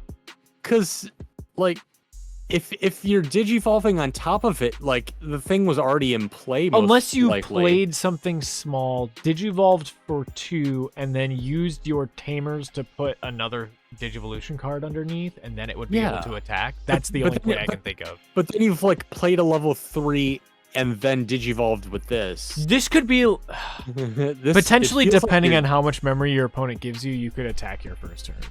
Yeah, you could, but it's not like it's not gonna fucking happen. It's not gonna. No. Yeah, it's not really gonna happen. Yeah, I would have to look at the way the deck is built. I don't understand how it works, but yeah. It really doesn't make any difference to me. But I have it just as a C. I have it as a C. Like even the inheritable isn't that great. It's not. It's just draw 1. Like you'd rather have the other like blocker or minus 2k or something. Agreed. I'm not a huge fan. I give it just a straight C. Yeah. Then what's next? Shogun level 5. Shogun. Yeah, Shogun Geku. Next Shogun Geku, when Digivolving, by placing 1 blue level 5 or lower Digimon from your hand onto this Digimon and some bottom Digivolution cards, trash the bottom 2 Digivolution cards of 2 of your opponent's Digimon. All turns, when a Digivolution card of your opponent's Digimon is trashed, gain 1 memory. I really like Shogun Gekumon. It's not like a lot, but I do like it as a good like. So you're basically Digivolving, placing any card underneath to trash 2 any blue 5 or lower, to trash 2 sources from 2 of your opponent's Digimon, and then gaining a memory. So it's a 2 cost. Yeah, I was thinking like your level 5s are kind of valuable. 5 or lower. Oh, it's 5 or lower. Okay, Yes. that makes that makes this much better. Yeah. Okay. I thought it had to be a level 5. Nope. Okay. I changed my mind. I like this card a lot more now. Right, exactly. Your level 5s are pretty darn important in most. I will most say of the there are a time. lot of level 5s in this set. Yeah, but I just mean like for the distribution of Yeah. your deck. No, you want to have 100%. them at a certain level. You don't want to have too many. Yeah, no. Okay, I like this card a lot. With all the save stuff, C+. plus. Yeah. C plus. Yeah. I was considering B minus, but it depends on how the format turns out. I think it's going to be closer to a C plus. Yeah. Yes. We have then Ostamon. When Digivolving, you may play one level 4 or lower Digimon with save in its text from under one of your Tamers without playing its cost. If Digimon has 4 or more Digivolution cards, it may Digivolve into Quartzmon in your hand or from under one of your Tamers and reduce the Digivolution cost by 3. So what I'm confused about this one is Quartzmon is a level 7, right? Yes. This doesn't say without ignoring its Digivolution requirements. I know that it's just like it can Digivolve into Quartzmon, but like technically it's breaking the rules of the game because it doesn't say ignoring Digivolution cards. I know it doesn't matter, but that may have just been a translation thing. But Digivolve 9 from level 5 was save in its text for got it. Quartzmon, so it Cool. can Digivolve It from a does. level Okay, 5. so it can. It's going to Digivolve for 9. Okay, so then ignore me. So this can Digivolve for 3 instead of 9. Yes. Well, So it would Quartzmon, yeah, Digivolve for because 6, right? Quartzmon can Digivolve from level 6 through green, black, or white level 6s, and then it has the special Digivolve from level 5s with from save. Level 5. So Yeah. then this one would reduce it to a 6 cost Evo. Yes, reduce the Digivolution cost by 3. So Okay. it would Digivolve for 6 from this. This is also the one that Digivolves for 5 from Psychmon. So if you happen to get a couple of Psychmons, go straight from 3 to 5, 5 to 7. This could be like a real quick Evo session. When attacking, if this has save, draw 1. This card is so good, I think. If you have a save deck, like if you have Tamers, like imagine evoing into this, and then you just get a free level 4. Yeah. Like in the save deck, this card makes the save deck potential. If you have a save deck, Yeah. like that is functional, I think this card is like an A minus. I have it realistically as like a B minus, but like if you have decks, enough, yes. If you have a save deck, it is an A minus. In the average deck, it's gonna be like just a black I card. can see it, 100%. But like the thing is, like you Digivolve into this, it's got the average rate for Digivolving, it's got the average DP, and then you just get a free level 4. Yep. It's good. Yeah. It's good. Yeah. Definitely play it. Balmon X-Antibody. Now here I fucking hate this card. This is so close to being an F to me, but when Digivolving, return 1 X-Body, X-Antibody. This card, yeah, it's the only card. There are only 2 cards that I found that can get the inheritable, and that's Lampmon, which is a level 6. And the Beelzemon, which you're probably not going to get. Lampmon. The 2K. The 2K kind of matters for Lampmon because it's 11K, but like you don't want to mill yourself. Yeah, no, this card. It's none of the stuff on the top happens because Yeah. you don't have X-antibodies and you don't have Balmons. When Digivolving, return 1 X-Antibody from your trash to your hand. There doesn't exist. When Digivolving, trash 3 cards from the top of your deck. If the Digimon has Balmon or X-Antibody, neither of those are in the set. Delete one of your opponent's Digimon 4 or lower. It's basically just nothing. I gave it a C- just because like Lampmon is potentially a good card and it's 8K DP. But like I could see it being a D, but like your level Yeah, it you depends need on how many either level 5s you get. Lampmon or Beelzemon X. So, Yeah, more realistically Lampmon because Lampmon's uncommon. And even at that, it just Speaking of Lampmon, You don't want to. You do if you have to. Yeah, but speaking of Lampmon, when Digivolving until the end of your opponent's turn, one of your opponent's Digimon gains security -2, and your turn, this Digimon gains security +1. For each of your opponent's Digimon with security attack. So if you happen to have those other weird guys that do whatever, that give minus security, you could potentially give your Lampmon security +1, 2, 3. It gets security +1, especially the first turn. that you play it in there as long as you have the memory for it. It's a decent card. Swings 2 checks and potentially. Not bad. I wouldn't bank on it doing 2 No, checks, but agreed. you're mostly just digivolving it to give it something sec -2, and it's kind usually. of defensive. It's not great. It's a more defensive card, agreed. But it could be offensive if you have 3 memory to get. You're gonna end up playing most of the level 6s you get. Yeah, there's not a lot. You don't get too many of them, so you're gonna play it, but like this is one of the weaker level 6s, but the level 6s are good. So agreed. I would give this one maybe like a C+. I give it a C+. That's exactly what I gave it. Then we have Jet Mervamon, Look what Armor they did Purge. to my girl. What do you mean? She looked good. I don't know what you're talking about. I'm talking about. I'm looking at the text on the card. Oh, there's so much shit.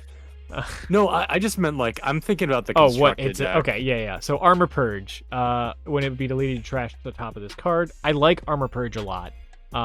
Yes. It digivolves 2 from a level 6 or 5 from a level 5, so you would mostly want to digivolve it onto a level 6 so that it has protection to then go back down to the level 6.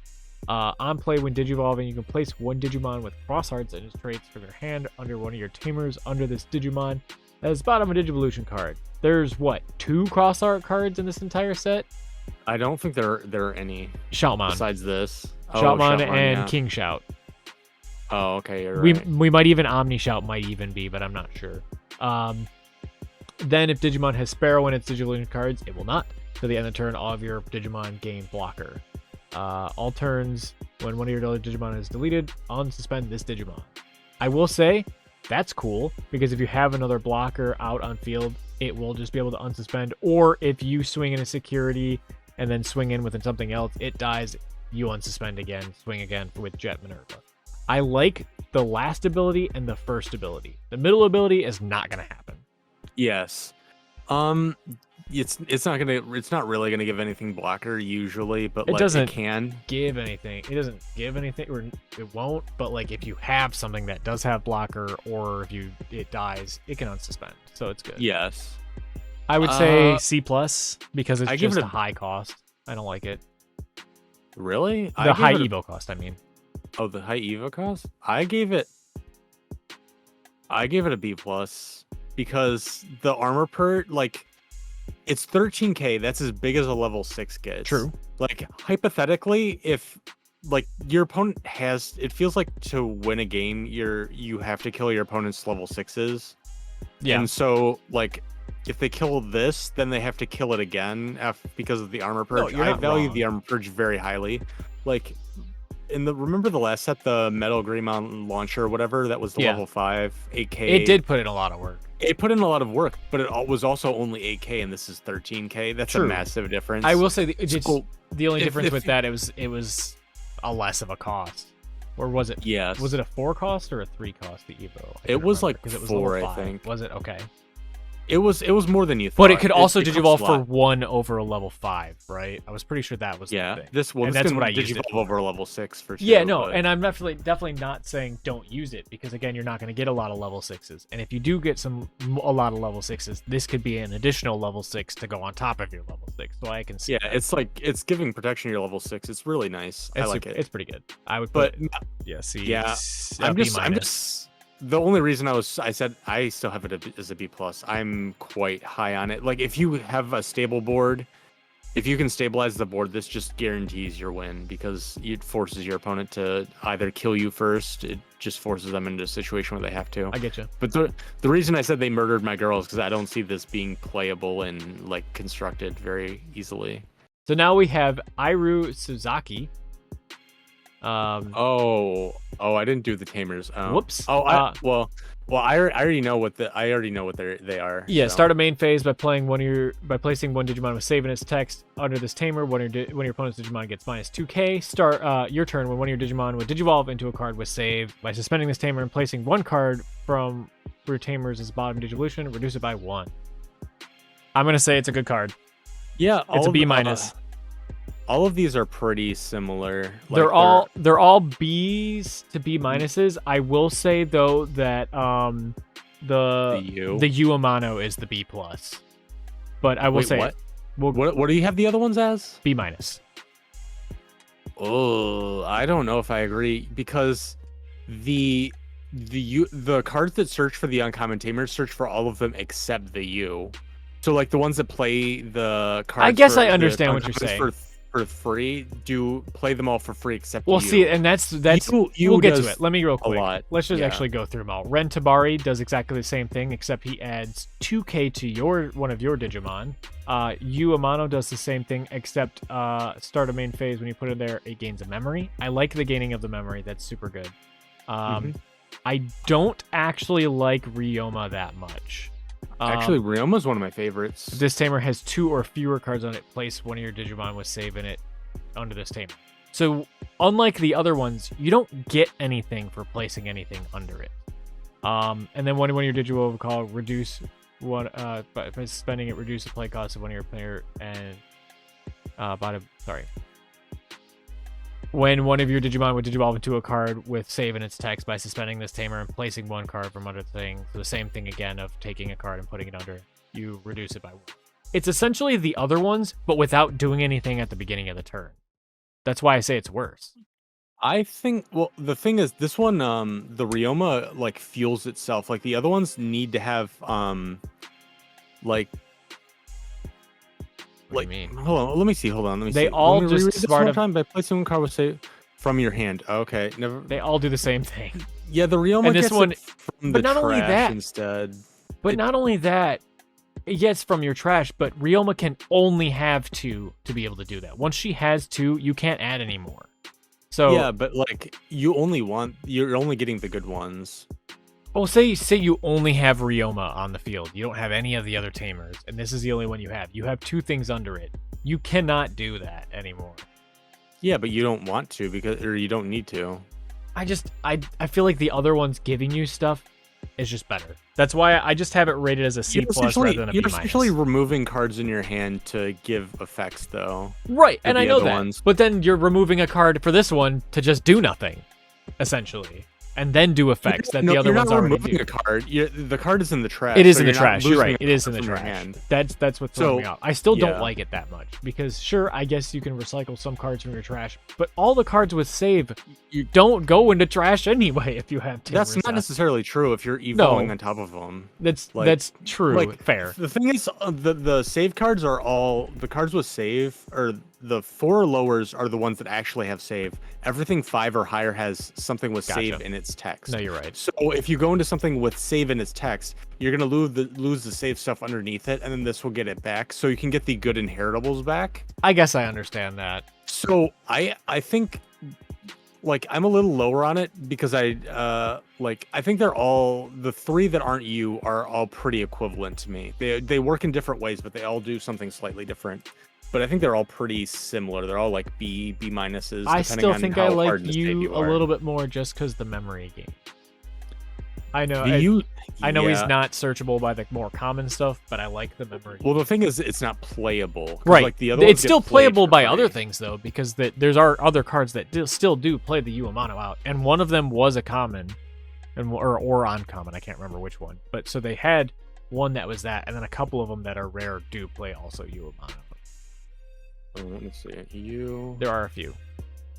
There is. Yeah, okay, the Shoutmon does. Yep. And the Damemon does. Yep. Those are both uncommons, Yep. though. But Yeah, so that's Yeah, 2. okay. It's about the same amount as the ones that play the other 2. I other thought 3. it was just all of them targeted the other 3. All right, Nope. never mind. Yep, that's. But the 2 that do the Uamano, hold on, let me see. Let me. And there's double-check this. also Ryoma? like, yeah. Because the 2 that play out the Uamano Also are play out a both card. uncommons. They're uncommons. Yeah, that's just fine.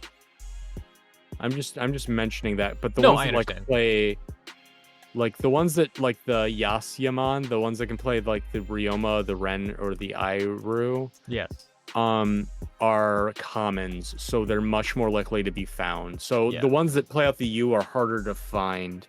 So I think that kind of evens it out, even though U individually is a better card. I think Yeah, in the that's- format, that's what I was think in the trying to rate format, them all out of these with. are essentially. I think all of these are essentially the same. They're pretty close. Yeah. And then the final card in this set is 7th Full Cluster Trash. When one of your Digimon digivolves into Beelzemon X, by returning this card to the bottom of your deck, delete one of your opponent's Digimon with the lowest play cost. Then main, delete one of your opponent's Digimon with the lowest play cost. If you have Beelzemon X, this is a decent card. If you don't, it's kind of almost useless. If you have Beelzemon X, what? It's a good card. Because if it's just in the trash, Digivolve into Beelzemon X, this automatically activates. Yes, but then you have to have it in the trash already. Well, so then that means you have to have played it, or had it in security, or trashed it from whatever reason. The things that you don't. I'm not saying it's a good card. It's not a good card. It's like a C-. Yeah, that's exactly what I have it as. It's like you don't want to pay 7 to delete their lowest play cost. Like, it's only if they have something in there that's like their only card. Yeah, but in this, there's going to be a lot of little stuff or stuff with save, and it's so many things be great. Save. Agreed. Wholly agree. I don't like it. It's like either. a C-. Yeah, C-. Recording.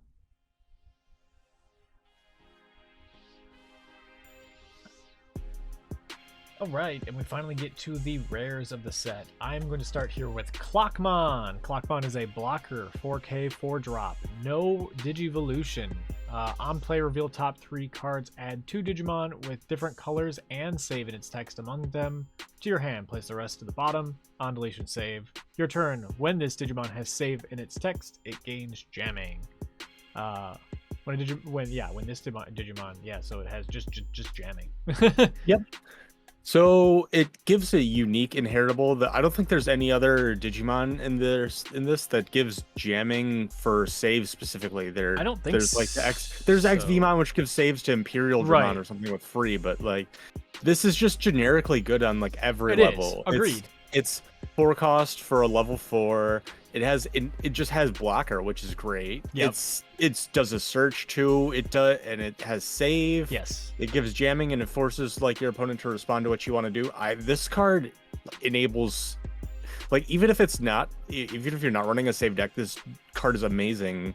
But if you are in save, this is probably one of the best cards in your deck. I gave it like an A-. See, I gave it a B-. It works on every level. I only gave it a B- because there's no Digivolution cost, so you cannot Digivolve into it. And if you're stuck with like 3s and 5s, like you just have to hard play this. However, its on play is good if you have them. It's true. It's just inheritable is good if you have them. It's just, you probably want to be playing it anyways because it's just potentially 2 free cards. No, you're not wrong. Into your hand too. You're not wrong.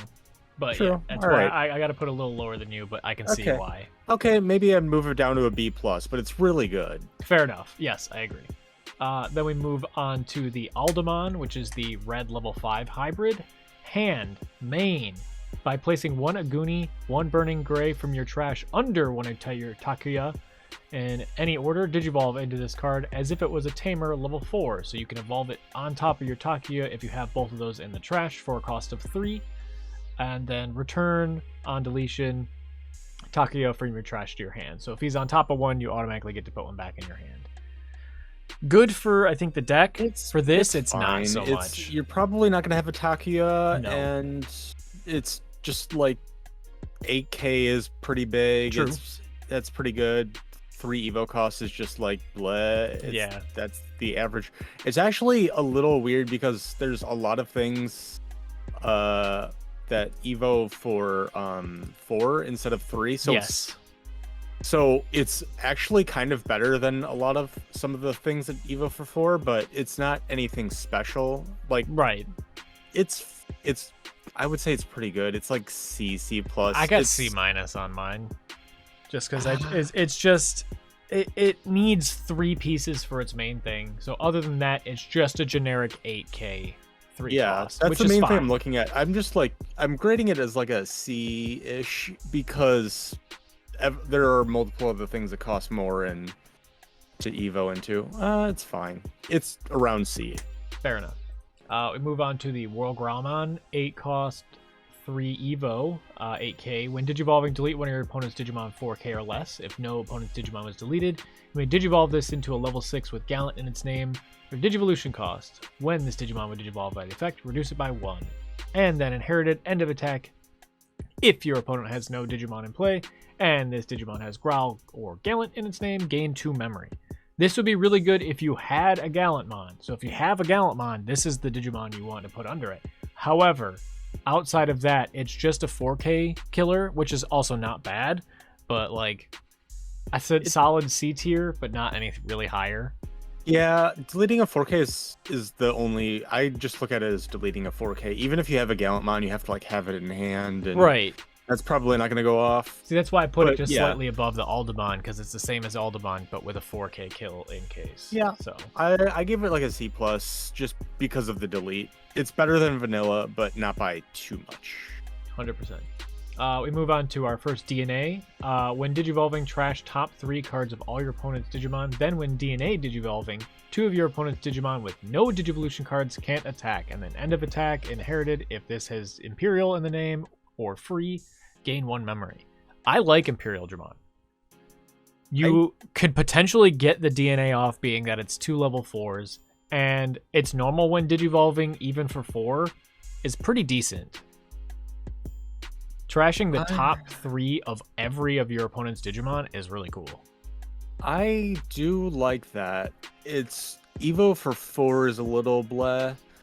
It depends on how important the inheritables are, because it feels like a lot of the inheritables are not, like, they're not, most of the time in like a sealed format, the inheritables aren't doing all that much, but True. 3 on everything is a lot.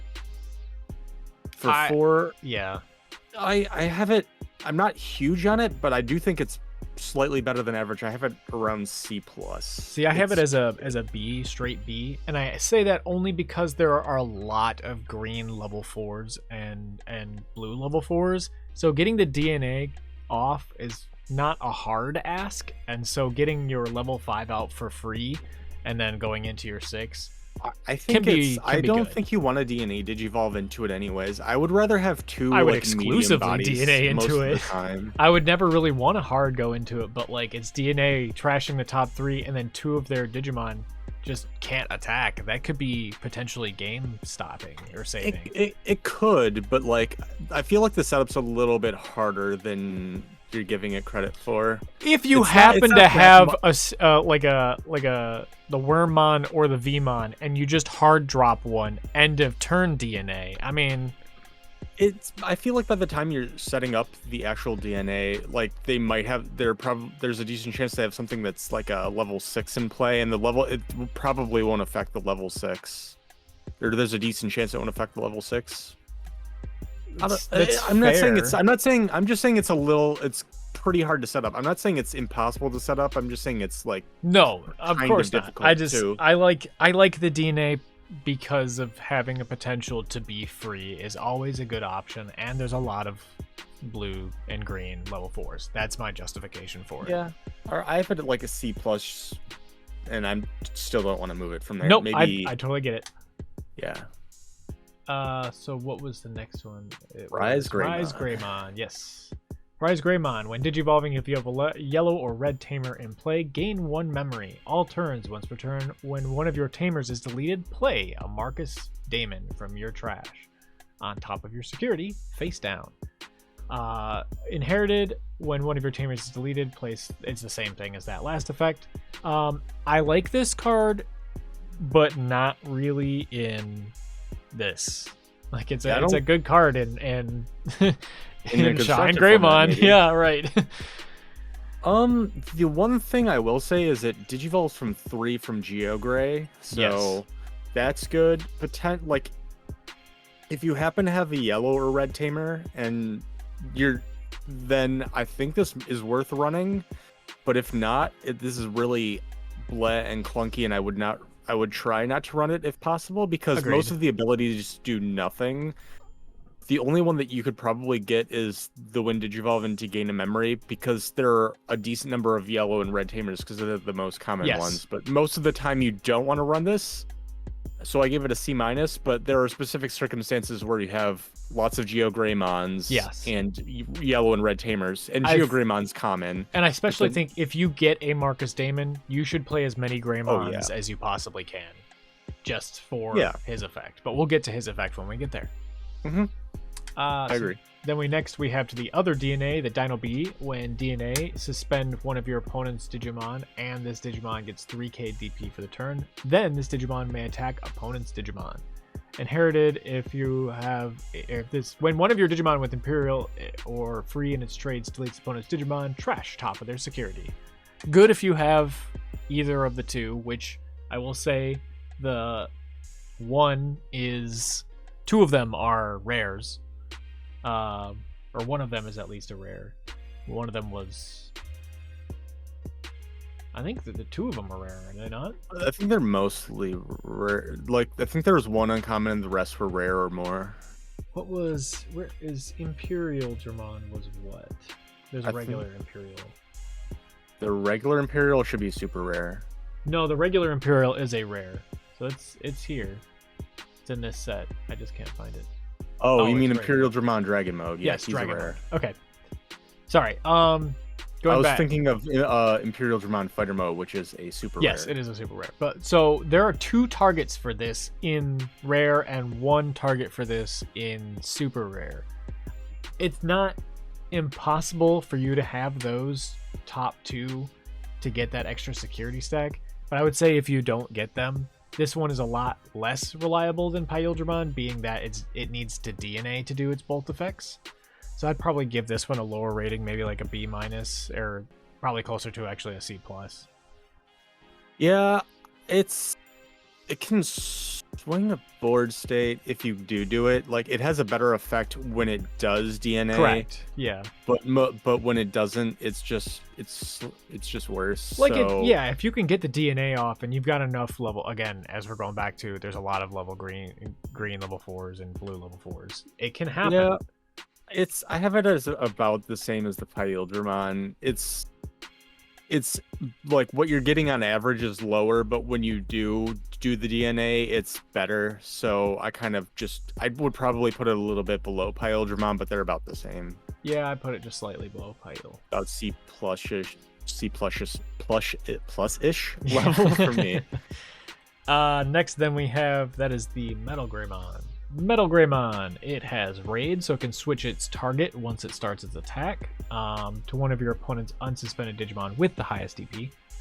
When an attack is switched, you may play 1 black or red Tamer and with play cost of 4 or less from your hand without paying its cost.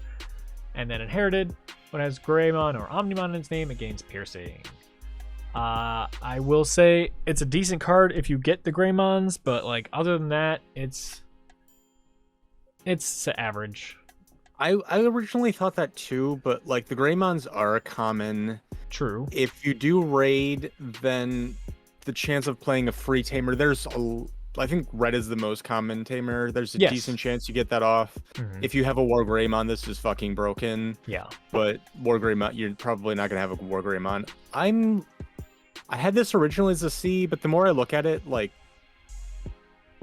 I kind of want to give it like a C+. It's somewhere in the C to C+. It's because like the problem with it with the raid is it's at 7k. Yes. And if you're digivolving into it, your opponent's probably gonna evolve into their own level 5.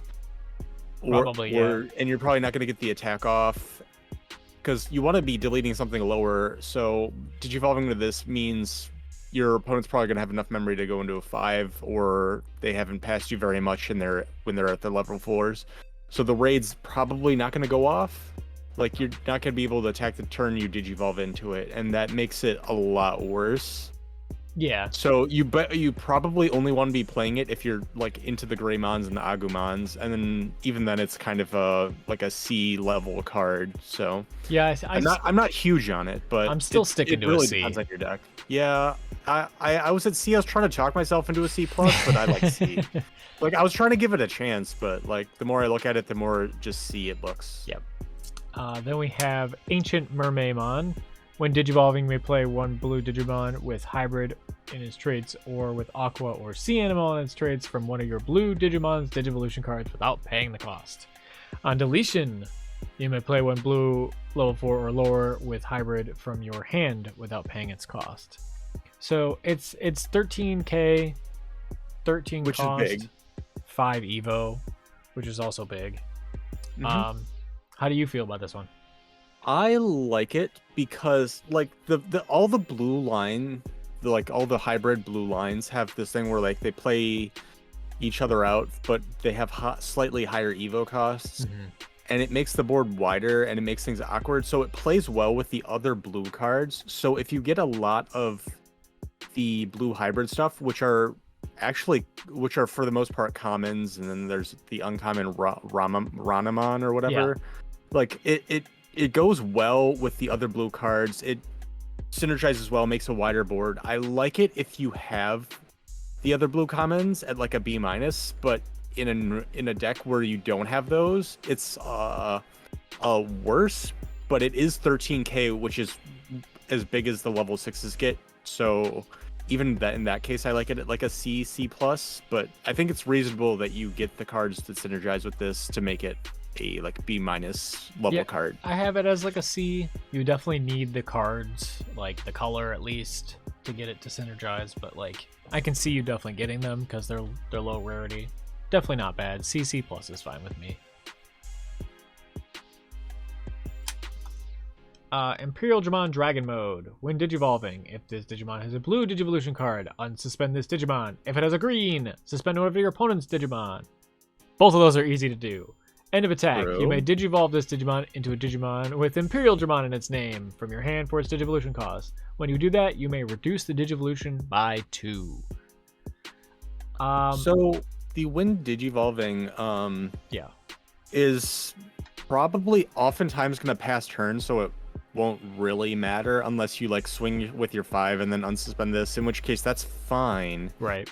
But this only feels like it does a lot if you're suspending your opponent's Digimon and not passing turn, which means your opponents gave you a ton of memory, and that's probably not going to happen too often because the Evo is going to be for 4 most of the time. You might have a Pyeldramon or a Dino be for 3, but like even with the memory tamers, you're probably going to be passing turn. So it feels like the when Digivolving is not that great, and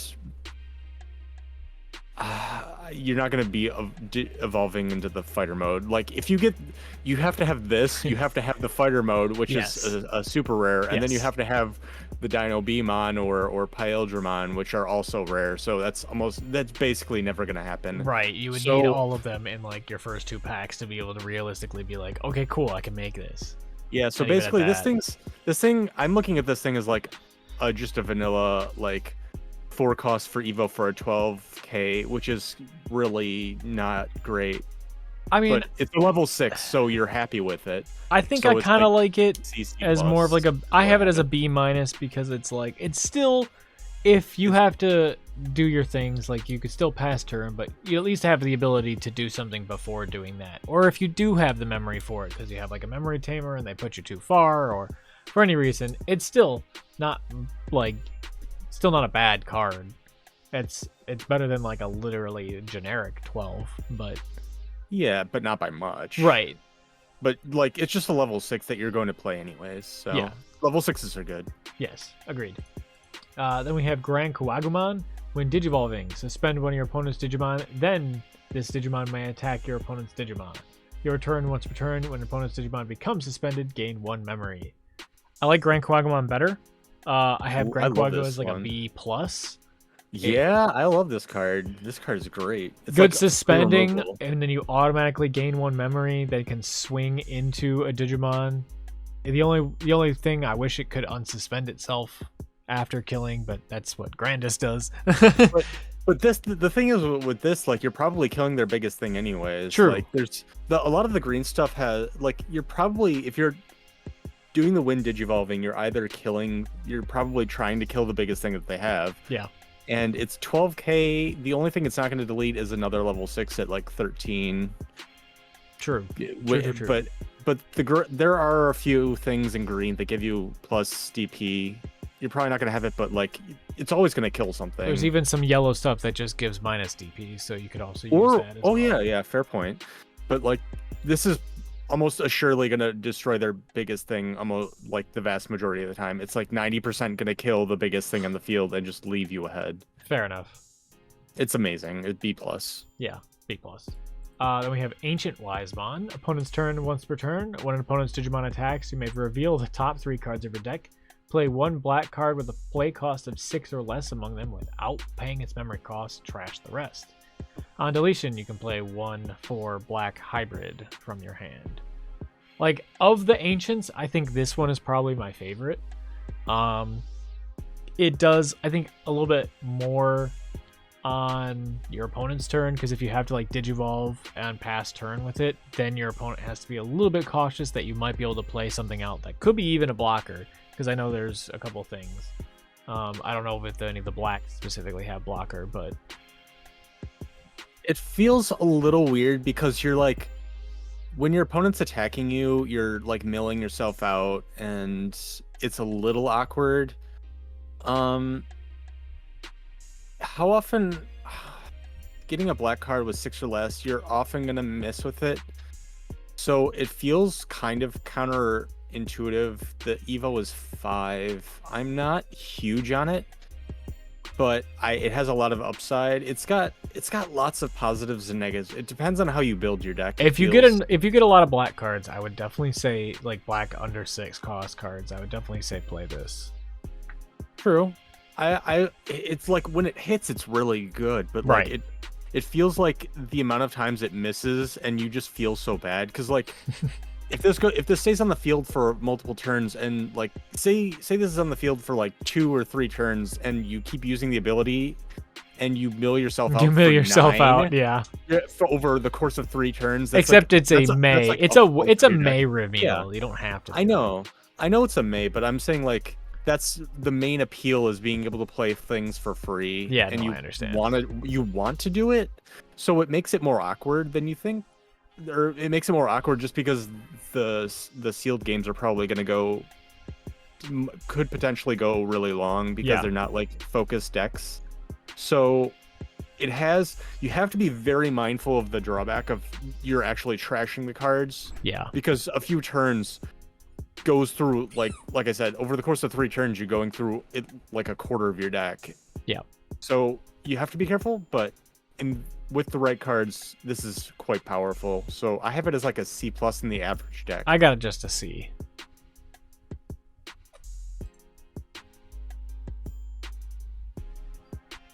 Alright, then we have our first Tamer, Taiki Kudo. Start a main phase by placing one of your Digimon with save in its text from your hand onto this Tamer, draw 1, and then when your turn, when one of your Digimon would Digivolve into a Digimon card with save in its text, by suspending this Tamer and placing 1 card under one of your Tamers at the bottom Digivolution card, reduce the Digivolution by 1.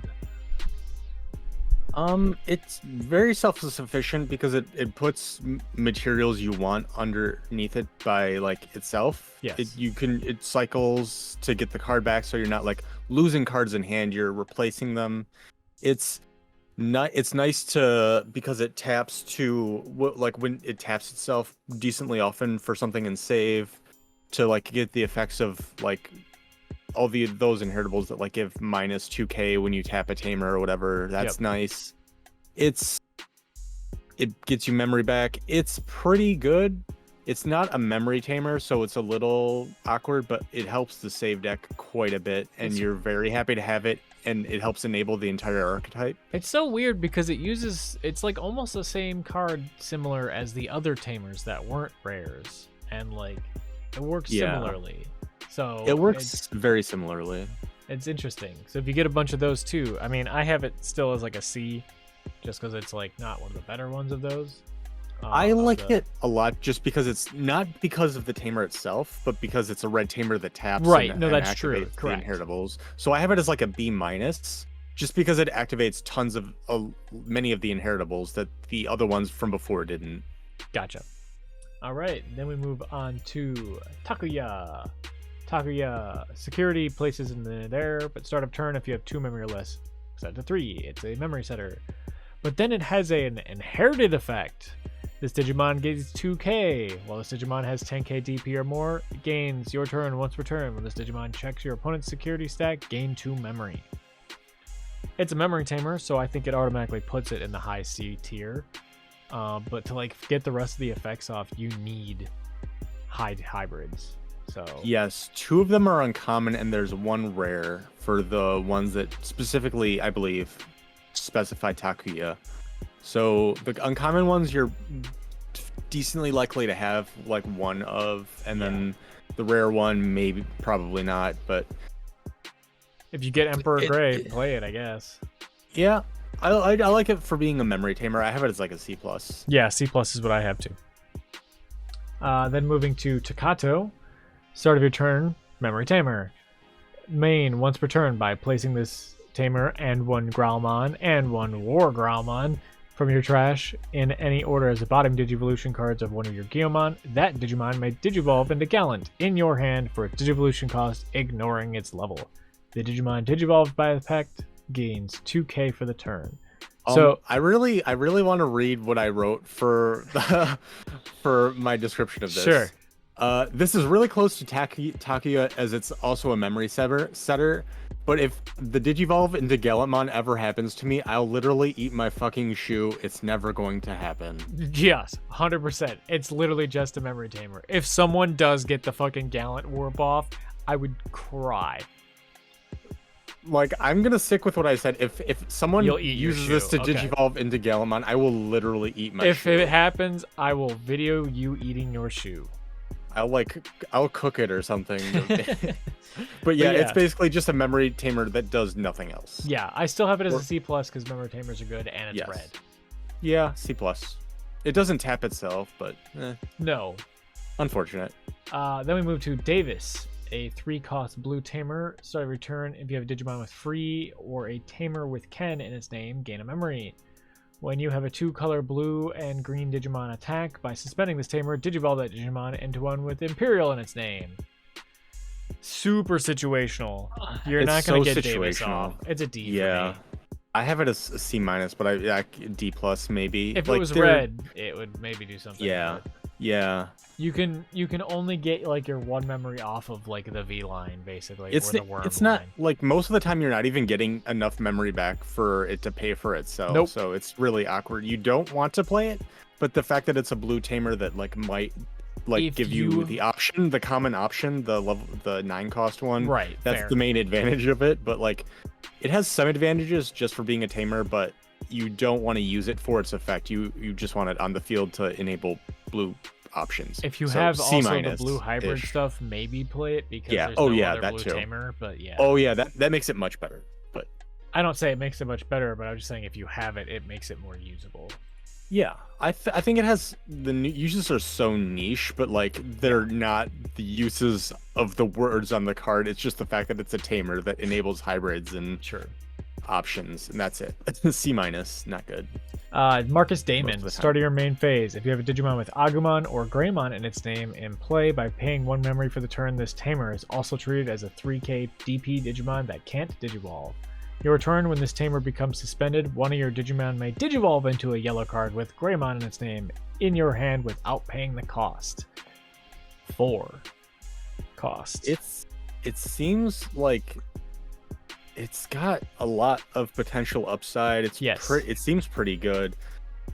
It when it attacks, it taps itself, obviously, but the reason I bring it up is the inheritables. It has a lot of value, and the things that it like synergizes with are both common.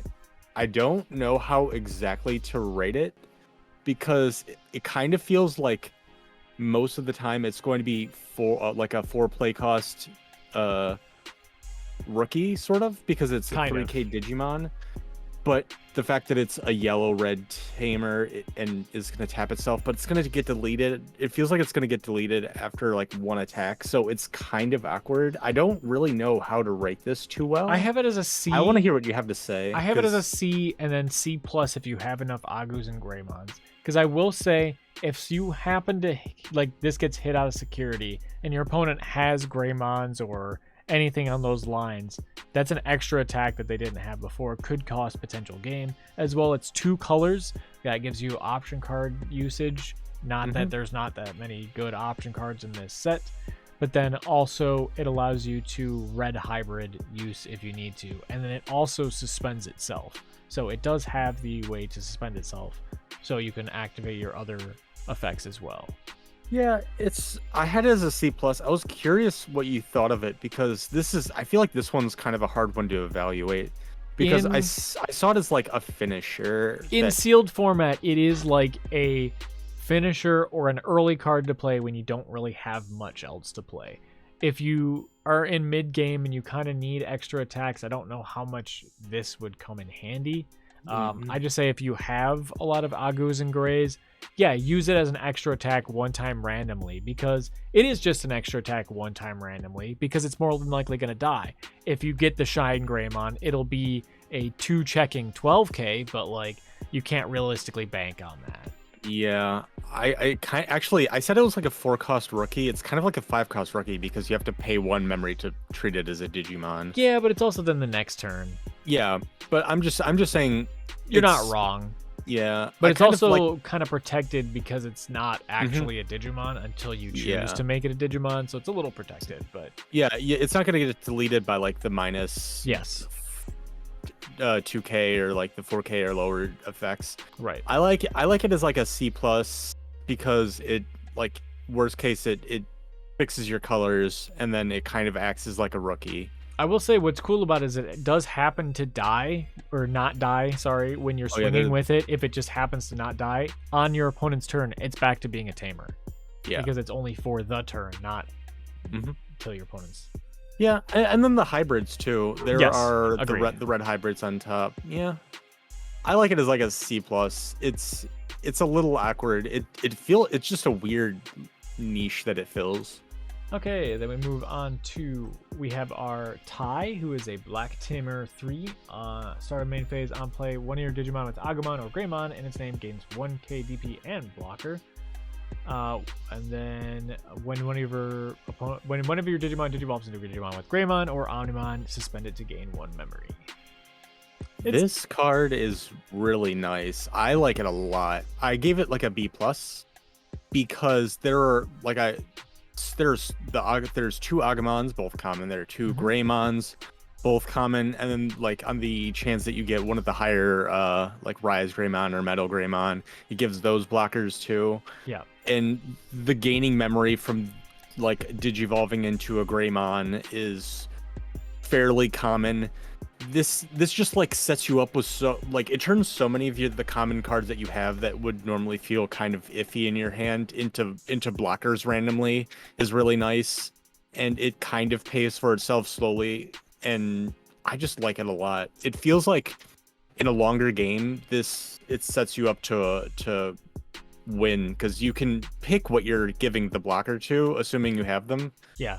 So you can give it to something big if you need something big to block, or you can give it to something trash if you just need a chump blocker. So I like it a lot. It can potentially dominate a game. I had it as a C plus just because then again you need all those pieces, and it only does like small things, and then again you would have to have it out before going into your Greymon or Omnimon, which Omnimon isn't in the set, but like I think it just is like without those cards, it's a dead card. Because if you don't have any Agumons or Greymons, it's a dead card. It does nothing.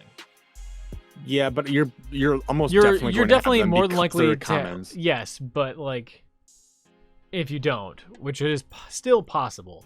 It's possible, but not. I don't think. Or even if you just have like 1 or 2, I don't know how much this would totally be worth it because you have to pay 3 memory before going into that to get that extra 1, and then 2 starting your main phase. It still has to be alive to get the 1k DP and blocker. It's a good card. I agree with you. It's just more like a C plus to me.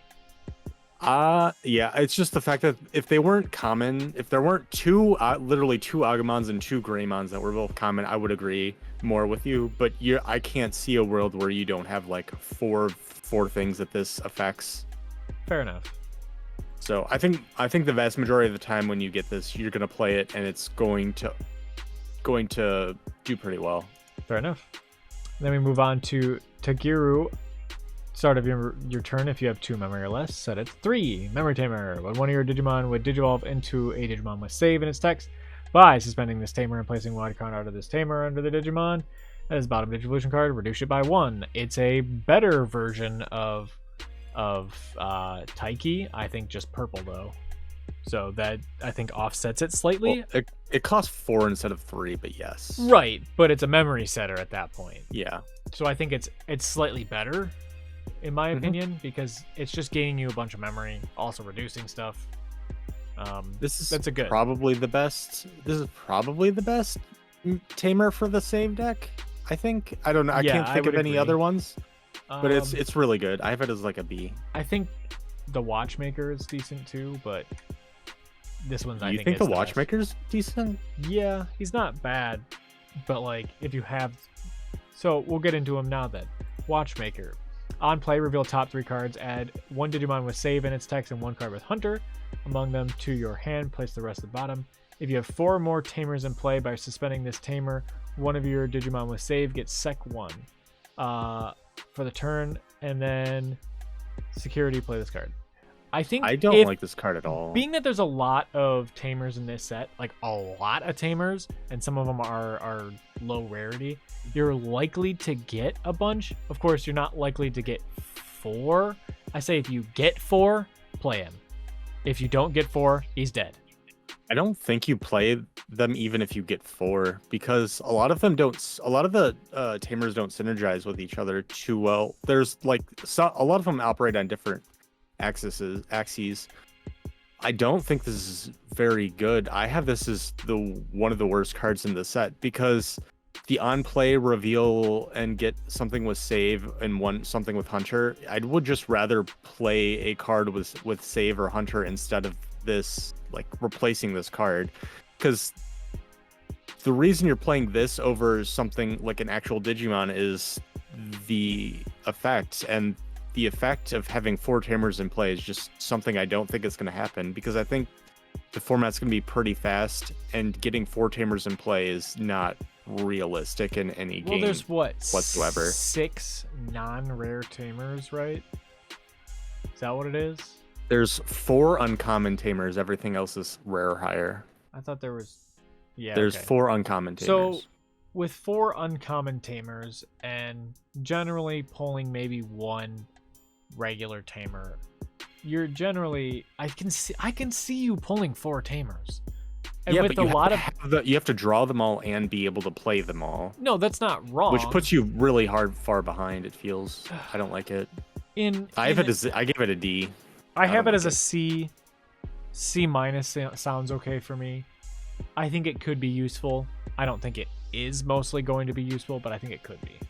I don't think it's useful. It's also white, and there's like no white option, so it doesn't even enable option cards. No, you're not wrong. I don't like the card at all. Like, I like a lot of the save Tamers, but this is the only one that I would actively try not to run, because like it doesn't let you play save materials or reduce costs or anything. It just no, you're not wrong. Feels kind of shit. Gotcha. We move on to Final Crossheart Blade. Delete one of your opponent's Digimon, then unsuspend one of your Shoutmon X7 Superior mode cards, and it may attack a player. Security, delete one of your opponent's Digimon. How do you feel about this one?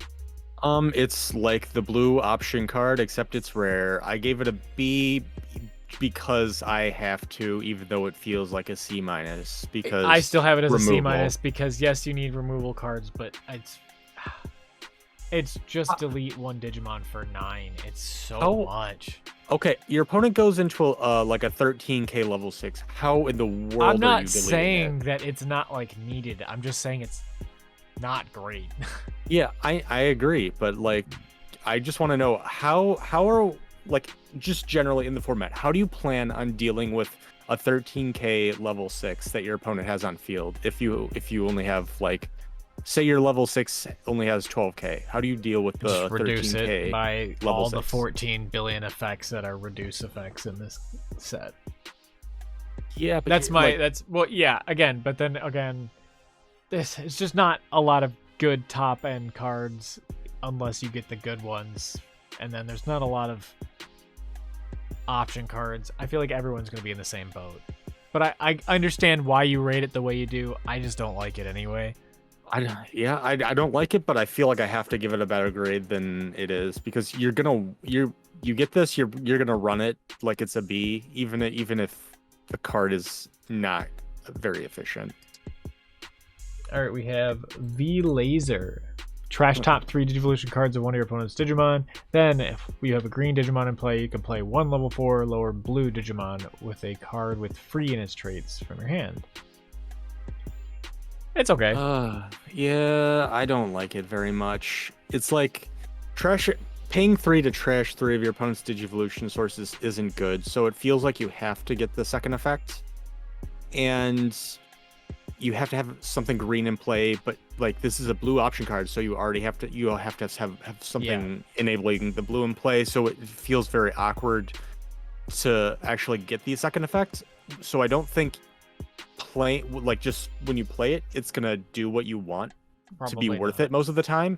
And in security, it feels, if you don't have something green in play, it's probably not going to do anything in security either. Yeah, it's just going to trash Digivolution cards. I don't like it very much. It's like a D+ to me. I had to see it's too situational to realistically pull off ever.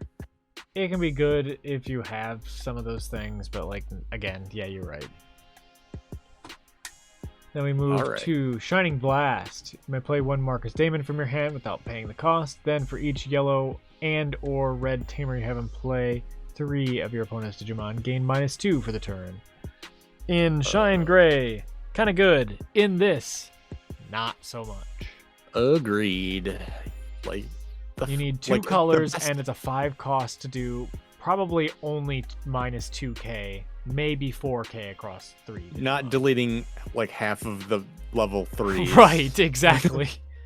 So you're at best you're probably killing, like ideal scenario, you're probably killing two level 3s for 5 costs, which isn't great, and you have to have all this set up, and it just no. I will say if you get a Marcus, if you get a Marcus with this, I'd say maybe play it to potentially get a free out and then do some damage before, but even so, just Marcus. Playing Marcus is fine by himself. I would not play this even if you only had one Marcus, because you have to have both in hand. Yeah, it's like a D+ is what I have it at. Like, wait, no, it wouldn't even work very well with Marcus, because you have to play this for the Marcus. The Marcus, you can't even play the Marcus to get the colors for this. So I just have this as like a D-. Yeah, maybe about a D for me, now that I think of that. It's pretty bad. Move to Gipped Particle Cannon. While you have a Tamer with Hunter trait in its play, you may use this card without meeting color requirements. That's decent. Suspend all of your opponent's Digimon and Tamers. Your opponent's cards don't unsuspend during their next unsuspend phase. It's a very, very large cost. Yes, this is like a finish the game kind of card, though. To be. Like you have to finish the game. That's like the only time you can use it. Yeah. The thing is, if you give them 10, they have to have something with blocker, but if they don't, or rush, like in their hand, or rush, I guess. But like, if you're doing this, you want to be playing it offensively. Like you're going to be finishing them the next turn. Yes, no, I agree.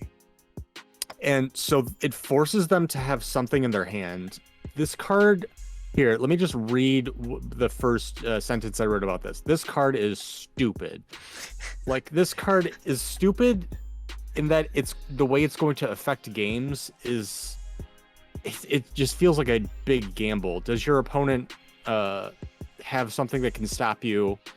If so, if not, you win. If so, you gave them a shit ton of memory, and now you're probably losing. Gotcha. Yeah, like, I know, I feel it. I kind of want to give it a B-, because like it's like a giant failsafe. Okay, I'm about to lose this game. Get Particle Cannon, hope I win. Or like, okay, I have to rush them down. It's like a kind of like a gamble, but it gives you chances to win in situations where you have no chance. But if you draw this early, it feels so bad and it does nothing. Yeah, that's why I have it as like a low C, because it's a large cost. It's only end game card. It's just not a finisher. Yeah, just not super great. It's hard. Even if I don't know. It forces them to have an answer. I would run it, but like hypothetically, if you got 2 of these, I would not run 2. Yeah. Like it's a giant Hail Mary you might want to run as like a giant failsafe. Maybe. I probably wouldn't. I'd We give it have up. It'd be funny. Super Eradication Attack. Well, you have a level 6 Digimon with Machine in trait in its play, which I don't think there is one other than There is Chaos one. X. Yes. Choose one of your Digimon with Machine or Cyborg trait, delete that Digimon, and one of your opponent's Digimon with DP less than or equal to it. Is there any of those in this too? For what? Probably what was what? Metal Greymon and maybe a War Growl. There are quite a few of the cyborgs, but most of them are like the only one that is black and red is the Metal Greymon. There's like Rise Greymon, there's War Growlmon, there's the Footmon, there's the Chaos Dramon. But the only one that like fits the colors is Metal Greymon and Chaos Dramon. The others are just like partially red or partially black. Well, I mean, you don't need the colors to delete the Machine or Cyborg Digimon. They just need to Yes, you do. choose one of your Digimon with the Machine or Cyborg trait, delete that Digimon, and Well, one of your opponent's Digimon. Well, I just meant to fulfill the color requirements to play okay. it. Well, yeah, I'm not talking about that at all. Oh, well, that's part of the cost of the card. Well, so, yeah, I mean, essentially. I at that point, you're looking for having just the Machine or the Chaos X, and then hoping. Yeah, for it. and that's the only thing. Yeah, it's a D for me. I give it an F. This card is horrible. You have to have the two colors in play. Like the things that like you can actually, you're deleting your thing to delete their thing, but you have to have these two specific colors in play, and the only cards that work with this card and fulfill the color requirements are the Metal Greymon, which has Raid, which would like you could essentially does this effect on its own because the Raid is doing the thing, or Chaos Dramon, which is you don't want to delete your own Chaos Dramon most of the time. Yeah. So the only situations where this does anything, you're deleting stuff that doesn't need to be deleted anyways. Yeah, no, I get it. And the other ones that you might want to actually use this on don't fulfill the color requirements. So the requirements to get this online to actually play it is too high to be worth it. Like it's cheap, but like you don't want to be deleting your own stuff most of the time. I don't like it at all. It's way too narrow and specific of a card to even want to try to play it in my book. I think you're just better off never playing this card, even if you have the cards to go with it. Gotcha. And then our final one of the rares, we have Overflowing Power. While you have a Tamer in play with Hunter in his trait, you may use this card without meeting color requirements. Digivolve one of your Digimon into a Digimon with save, and its text placed under one of your Tamers for its Digivolution cost. Oh, this is a hard one to evaluate. It depends on how many Tamers you have, how they're getting cards underneath them. I think it's essentially, I kind of look at it as kind of like a draw 1 for 0, because like a lot of the Tamers, you're putting something underneath it to like draw a card or get some kind of small beneficial effect. I think this makes it more. And then this just makes it like a draw. It just kind of acts like a draw card because that would normally be in your hand anyways. So I have it as like a C- D+. See, I have it as a C, straight C, because it works very well with those Tamers that you put stuff underneath.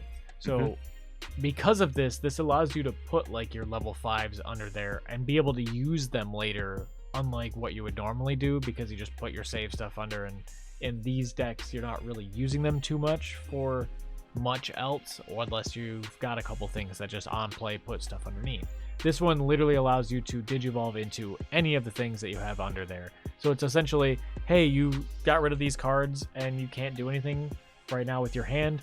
Cool, I'll digivolve into one of those because they're at least there already. So I'd say if you get enough mid to high level saves, this is super worth playing. The way I look at it is this card is essentially just like an activation of one of your Tamer's effects. Like when you put something underneath, you get like a plus, like for example, you get like plus 2k or something, and then that's whatever. Well, they also reduce it by 1. So if you were to use this, digivolve into a save part thing, of the effect is use what I was all saying. the Tamers, then it's a free evolution. Yeah. Well, I'm just saying you're getting that effect, which is about worth a card. So this is like, you have to have a purple setup in play, and this is essentially like or get a Hunter an effect Tamer from your Tamer, or Well, yeah, but like I'm just saying, you have to have. You don't just play this without having. I'm not saying. Well, it's you need the huge setup. Tamers. You have to have purple or the hunter and the tamer. Well, you can't. just feel like- There's no point to using this if you don't have a hunter tamer anyway. Well, I'm just saying it's got all these little requirements that add up and make this kind of awkward. I don't like it very much. I would not play it even in a save or hunter deck. I would absolutely play it in a Saber Hunter deck. That's where I very much it's too disagree narrow. with you. It's too narrow of like a setup thing. Like, I don't like it very much. I have it as like a D+, C-. Yeah, no, that's definitely in a higher C for me, but okay. Okay. And then we finally get to move on to the SRs, which starts here down with our level 5 boy, Arrest Draymon Superior Mode. When digivolving, place one of your opponent's level 3 Digimon under one of your opponent's other Digimon as a bit of bottom Digivolution cards, or under one of their Tamers. For each Tamer you have in play with a different color, increase the maximum level this can affect by choose by 1. So you could eventually, potentially, how many Tamers you have, send a level 6 under just one of their Tamers, and I think that's the better play. Or under one of their shitty Digimon. End of turn. If Digimon has 4 or more Digivolution cards, you may attack with this Digimon without suspending it. You're mostly doing it for the first when digivolving effect. So I think you can reasonably say you're going to have 1 or 2 Tamers in play. I'm going to say like 1 is about your average case. 2 might be like a late game scenario. Putting a level 4, like it's essentially deleting a level 4 when digivolving for 4. I think that's pretty good. But it has giant blowout potential if you have multiple Tamers in play, like 2 or 3. I also say I really like its second ability because, again, it's superior mode and it digivolves over red, black, purple level 4 with save in its text. So it can just do random things. So doesn't it? Oh, it doesn't. I thought it had a special Digivolution where it would go over Arrested Draymon. No. That's super dumb. It's like getting 4 Digivolution cards might be in this card's underneath this is going to be kind of hard because not really. There's a lot of hybrids that can go over each other, and if you get literally any of them to go over each other, well, give it an extra. I'm just saying you're probably not going to have a level 2 under it a decent chunk of the time too. That's fair. So that's fair. I'm saying it's kind of bleh because normally you're gonna have 2, 3, 4, and that's 3. But then if you don't have the 2, then you have to have 2 additional evos in there somewhere. Yeah, he's still only a C for me. He's my second lowest SR. I have him as a C+, but that's just because of the when digivolving ability has potential utility. Yeah, I can see that. Deleting a level 4. Agreed. Yeah. Then we move on to Emperor Greymon, security +1 automatically. He is 11k though, so he's got a little bit lower of DP. But when digivolving, delete one of your opponent's Digimon with 6k DP or less. If Digimon has a red Tamer in its Digivolution cards, delete one with DP less than or equal to this Digimon instead. And then on deletion, you can play a Takuya from your hand or trash. I like it for security +1. The rest of it is pretty much, Oh, well, the deletion 6k or less is, Yeah, I like it mostly for the delete and then having the sec +1. This is probably gonna, at 11k, this is probably gonna die if your opponent has a level 6.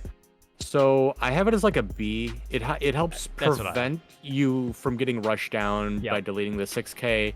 Getting 2 checks and then dying is fine, I guess. It's 3 Evo is nice. I like the 3 Evo, but again, it's 11k. But yeah, sec 1 is kind of nice. But yeah, again, this is a good level 6. Yeah, it's solid B. It's got drawbacks, but it's good. Solid B. Solid then we B. move on to Gallantmon. It has Raid, which is nice for a level 6. When digivolving, delete one of your opponent's Digimon with 6k DP or less, same as the Emperor Grey. But when attacking, delete one of your opponent's Digimon 6k DP or less. Also, if no Digimon was deleted by this effect, trash the top card of your opponent's security. This is a good card. This is an amazing card. It's probably the best or one of the best SRs. I think this is one of the best top 5 cards in the set, pretty easily. Yeah. because like if this doesn't die, you win the game. Basically, raid. You can raid.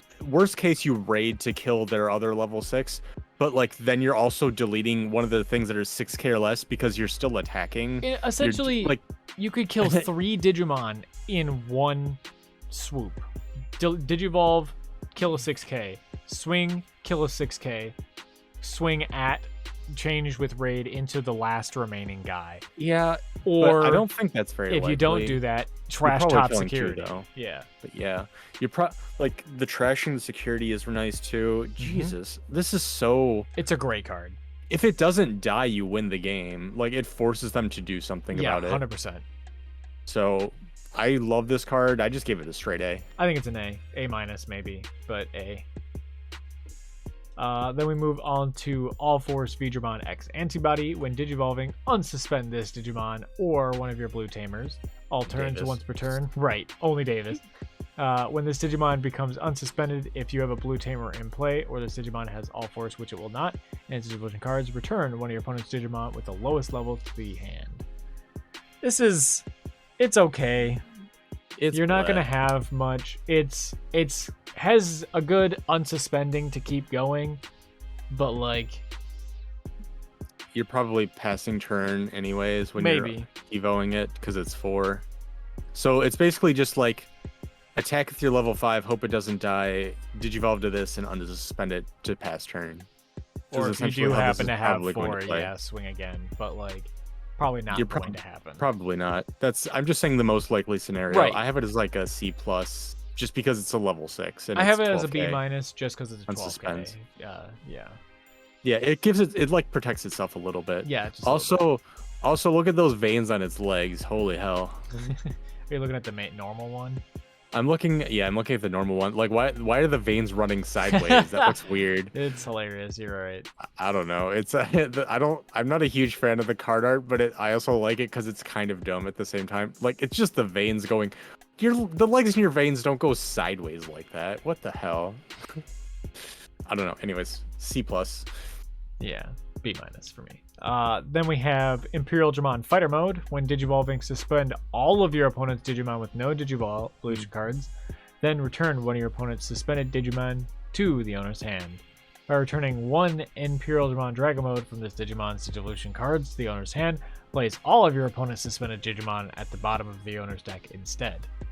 All turns, this Digimon gets 1k DP for each color in its Digivolution cards. While there are 2 or more colors in its Digivolution cards, it gains security +1. And blocker. Yes, I had to read through all the... Yes. Yeah. I like Imperial a lot. I like it a lot too. I want to hear what you have to say first. If you happen to have the Dragon Mode, I would put this as like probably one of the best cards that you can pull. But even without the Imperial Dragon Mode, I still put this as like an A-, because you spending all your Digimon with no Digivolution cards, your opponent's Digimon, if they're rookie rushing you or they've lost Digivolution cards for whatever reason, suspension. If you have Imperial Digimon Dragon Mode, boom, all suspended Digimon, regardless of whether you did it or not, bottom deck. If you happen to have them suspended all, you just ended your opponent's field right there. It's going to have 2 different color cards in its Digivolution cards because it's basically always going to have Sec 1 and blocker. And a 13k boy with Sec 1 and blocker, please. It's going to be like 15k. Yes, 100%. Yeah, it's going to be 15k. Yeah. I have this as the best card in the set. Yeah, it's probably up there. Because imagine you have a level 5 out, your opponent has a level 6 and they attack you with it. Like, because it's like, oh, you only have a level 5. What the fuck are you gonna do? Did you evolve into a 6 and attack me? You're not gonna have enough memory to do this. You do this, you bounce their level 6. You get you're almost. This is, since you can evo into anything, this is gonna be like 15, 16k, second attack +1 and blocker. Yep. You bounce their level 6 for free, and you have this giant defensive force that is also a giant offensive force. Yes. This is the best card in the game, or the best card for sealed, and you want to play around it. You 100%. Want to find ways to like intentionally find this. You want to find this has free in its trait, so a lot of those things that all sucked before are perfect. Yeah, they there are things that search for things with free, and you want to play those just to make sure that you always get this card, because Agreed. this card is that good. Yes, agreed. I have it as the best card in the set by probably a decent margin. Yeah, I'm gonna take. There's only one other card that kind of contends with it. I had it as an A-, but I'll just switch it up to an A because I do think it is actually probably the best or one of like top 2 best cards in the set. It's definitely top 2 for me. Yep. Then we move on to Shine Greymon. I love this boy, but not so much in Sealed. When Digivolving, for each yellow and or red tamer you have in play, one of your opponent's Digimon and all your opponent's security Digimon get 3k DP minus 3k. Then you return all your Marcus Daemon in play, get 3k DP, and earn security +1. So that makes your Marcus Daemon 6k and swing for 2 checks, which is cool. And then potentially still die in the first check. Right, Yeah. exactly.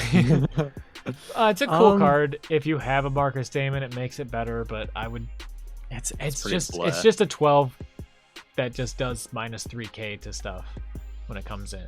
If you have a If tamer. you have a tamer in play, right? Yeah. Correct. And then the Digivolve for 3 from Rise Gray, you're probably not going to have a Rise Gray, but you Most might. likely not. It's pretty bleh. I mostly just look at it as 4 6. Evo for 12. Yeah. It's fine. B minus. It's C. I give it a C+, but that's just because I gave like the default for level 6s for me are just C+. Yeah, my default 6s. that's minus D is C B minus. So. Alright. Then we'll move Close on enough. to War Greymon Raid. Decent. When Digivolving, this Digimon gets 3k DP and reboot. And then all turns when a target switched, unsuspend this Digimon. So for the turn when it's Digivolved for a cost of 4 or 3 over Metal Greymon if you happen to have him, he'll be 15k and can swing, raid, and then target switch, go back, swing again. It's decent. But again, it's a 4 cost for probably most of the time. Reboot's cool, because then you can't be attacked. I have it as a solid B. This is a solid B for me. I have it as an A- because if it doesn't die, it attacks twice per turn, deleting their biggest thing every time. Like they have to have a 13k for this not to be good. Right.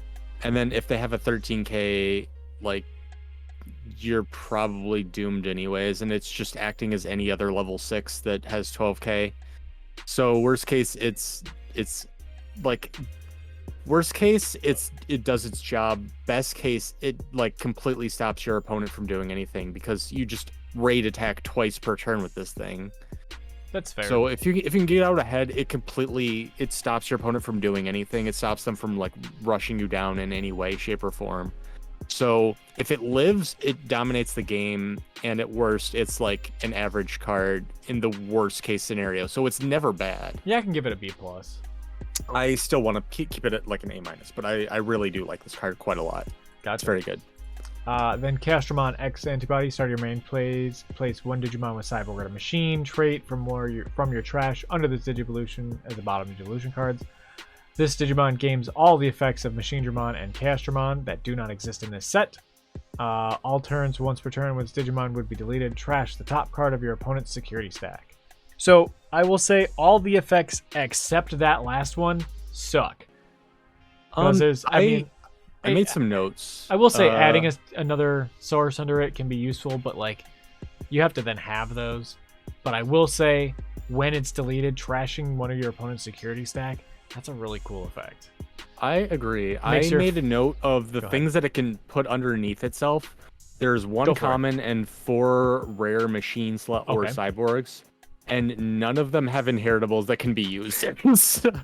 So it's basically just adding something underneath for no reason. So honestly, yeah, as I thought, it does nothing really. Yeah, like it can put stuff underneath it, but none of them have inheritables that do anything for Quartzmon. Yeah, it's definitely just 5 Evo. Yeah. 5 Evo is kind of awkward, but it's 13k. yes. It's just a big boy that like if it gets deleted, you're like on the off chance they delete it with like a giant, like a kill spell or bounce it to hand or something. Then well, actually, it's only if it's deleted. So like the blue common bounce, put it to the bottom of your deck doesn't trigger the Yeah. trash, but I will say if you do It can pull get some this, value if I you would get that. use it 100%. I have it as a solid B because it's just like it's a free attack and a security that's most likely not going to die, and then your opponent either has to get rid of it and lose security, or just leave it alone, and then you still have a 13k body on for it. Yeah, if one, it's like a. Yeah, I had it as a B-. I think that's about where I want to keep it. I just like its second effect, and it's high DP, so. If it's getting deleted, you're sad, but it's not too bad. It's not. It's all the things to get deleted. That's the one you would want to be deleted of all your 6s. Yeah, but you'd rather it not get well, deleted of course, because it's a level 6. Yes. But yeah. We move on to what I think is actually the worst level 6 and worst SR. I have it as the second worst SR, but Beelzemon X-antibody. When digivolving, its Digimon has Beelzemon or X-antibody in its Digivolution cards. Will not. Trash the top of your opponent's security for every 10 cards in your trash. If this had any Beelzemons or X-antibodies, this would be a really good card. However, it is not for this sealed. On deletion, you may play one Digimon with Impmon in its name from your trash without paying its cost. There's only one target. yeah, but it's common. So a 4 But you don't cost, wanna play it. 13 drop, 12k. That does almost nothing. It's still a C-. I have it as a C+, but that's just because that's the default I give to level 6s. It's like I have this as like equivalent to Shine Greymon. They both have really niche effects that, like, the Beelzemon's is an on deletion and the Shine Gray is like delete a level 3 maybe.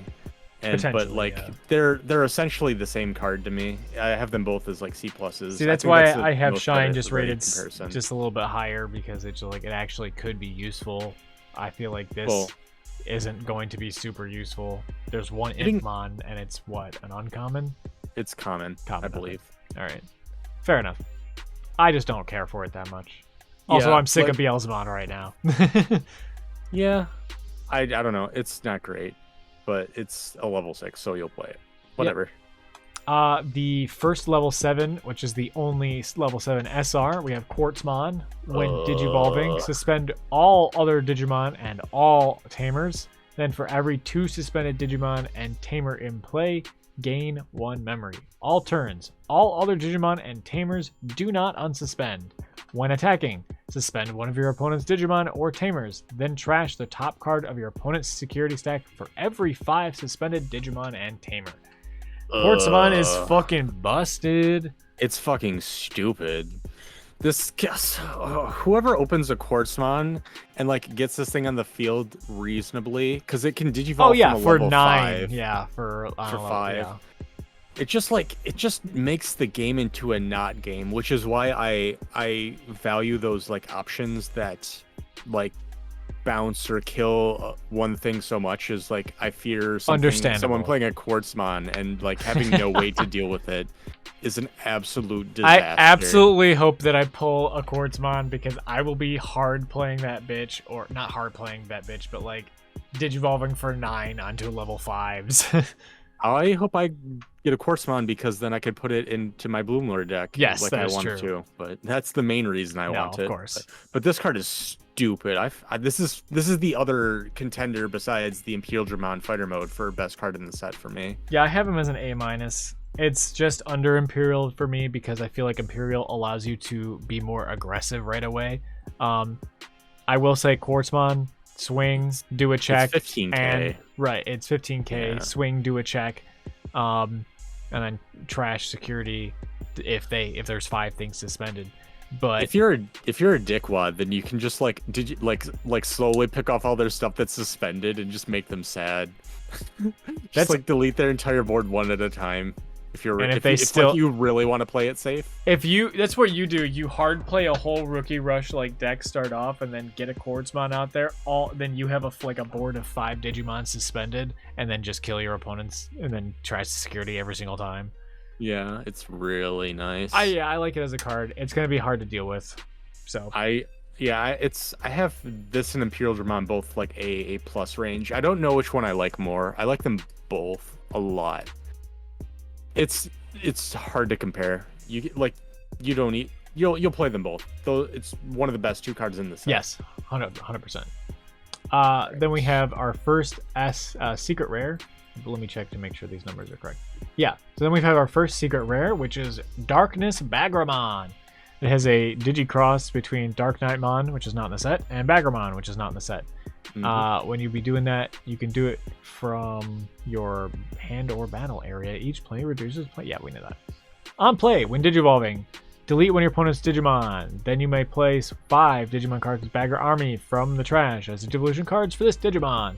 Opponent's turn. When opponent's Digimon Digivolves or attacks by trashing 5 cards in this Digimon's Digivolution cards, return all Tamers to the owner's hand. Yeah. Like there are I checked, there are no Bagger Army cards in the set, so yes. Impossible. Yep. It's a big level 7, and that's basically it. It can go over a level 5 for, again, a cost of 9, so it's similar to Quartzmon, but it doesn't have the impact that Quartzmon has when coming in the field. It does delete one thing of any kind. Like, yes. I think slight spoilers, like I view the 2 secret rares as essentially the same card, actually. Almost, yeah. Because the difference between the 2 is Darkness Bagramon, most of the time you're going to be digivolving it instead of playing it. Meanwhile, the Shoutmon, you're going to be playing because you can't digivolve it. But like, you're essentially playing this to delete their biggest thing, and then you'll have a giant 5k guy. I just kind of view it as like sort of a removal. It's like essentially, yeah. It's this could be your answer. Deletes their big guy. This could be your answer to Quartzmon. Yeah, if you have to. I have it as a B- just because it's a level 7 big KDP and has a deletion. I have it as like a B+, A-, just because I value with the lack of removal, the lack of like just straight kill this one thing. I think this is very important because it's like it deletes their biggest threat and gives you the biggest threat. So you want it, like digivolving for 6 on top of a level 6. Worst case, you can digivolve on top of a level 5. It does the job.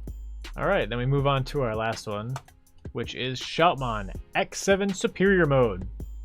When you would play this card from your hand by placing 1 Shoutmon as a Digivolution card under this Digimon, reduce the cost by 1, and you may place cards in your trash as Digivolution cards for Digicross. It Digicrosses -1 with unlimited amount of Digicross cards that have Crossheart or Blue Flare in trait and have different card numbers, which is interesting to me, but like, okay. It's gonna be weird. Yeah, so in this set, there's like, I think maybe 3 or 4 cards with Crossheart in its trait. There's 3 common. There's 3 common ones, and then 3 uncommon ones. So there are 6. 6, got it. 3 so you common, could potentially reduce it by 6 to make it a 9 cost. Realistically, really not gonna happen. It has no Digivolution cost. This thing's not gonna be played very often. I think it's actually slightly worse than Darkness Bagramon just because of that. Because you have to have 5 memory to play this card, or cards to reduce it. Yeah, I evaluated it. Remember last set when we were doing just X7? Yes. And I said if you can play the card for the big like point that you want to be able to play the card for is 13, because getting 3 is reasonable. Getting anything more than 3 is pretty uncommon, and you'll probably won't be able to play this because you can't digivolve with this. The chance of you having 2 Digicrosses in hand that can do this are actually decently likely. So if you can make this cost 13, delete their thing, and then play this. Yeah, so sorry, we never said and it. get the biggest thing. Like, this is 17k. Yeah, we never said it. We never said its ability. On play, return all of the Digivolution cards of one of your opponent's Digimon to the bottom of the deck, and return that Digimon to the bottom to the bottom of the owner's. Oh, I thought it said hand deck. Okay, deck. And then return that Digimon to the bottom of the owner's deck. All of your opponent's security effects on option cards don't activate. Yeah, I don't think people aren't going to be playing too many option cards, but nope. Like I said, this is very much like Darkness Bagramon in that it deletes their biggest thing, well, puts it to the bottom of the deck, and then creates the biggest threat for you. That's at 17k. I think it's reasonable that you can play this for 13 a lot of the time. So it's essentially put your opponent to 10, delete their biggest thing, create the biggest thing, which in a sealed environment I think can be pretty good. So I have it as essentially another Darkness Baggermon at like B+, A-. I have it as a C. I mean, Darkness Baggermon, I had it at B-. I think it's worse than Darkness Baggermon, just because I think you don't want to be giving your opponent 10 memory. You never really want to do that. And Darkness Baggermon does the same as a Digivolution, potentially for way less. Not way less. It's 9 to Digivolve the Darkness Over a Baggermon, 5. over a 5, and 6 for a level 6. But then you're But also that's you're also casual. like quote unquote losing a level 6. This one is just like you don't need anything else on the field. No, you're not wrong, but It's like very you're powerful. almost always going to give them 10 memory by doing this. True, but like from my experience from BT-11 playing with the Shoutmon X7, playing the Shoutmon X7 for 13, like even then, Yeah, but was Shoutmon amazing. X7 does still more afterward. Like, so in last set, Shoutmon X7 still had other things it was doing. Shoutmon Superior Mode X7 just comes on the field, deletes one thing, and then he's just a big body, and that's it. But then he also gets the inheritables of the things that you put underneath it. Like that's essentially how the Shoutmon X7 felt when I played with it. It's like I thought the Shoutmon X7 last set wouldn't be very good, and it overperformed because I got the cards to enable the Digicross. I feel like this is the same, where it looks worse than it will play. Yeah, I understand.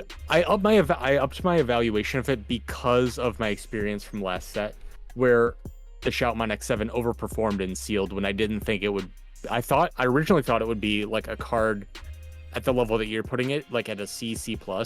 But after playing with it and having a deck that enabled it, I realized it's much more powerful than it appears at a glance. So I still want to leave it at like a B+, A- level. Well, we've got 3 pre-releases to see how your theory works out.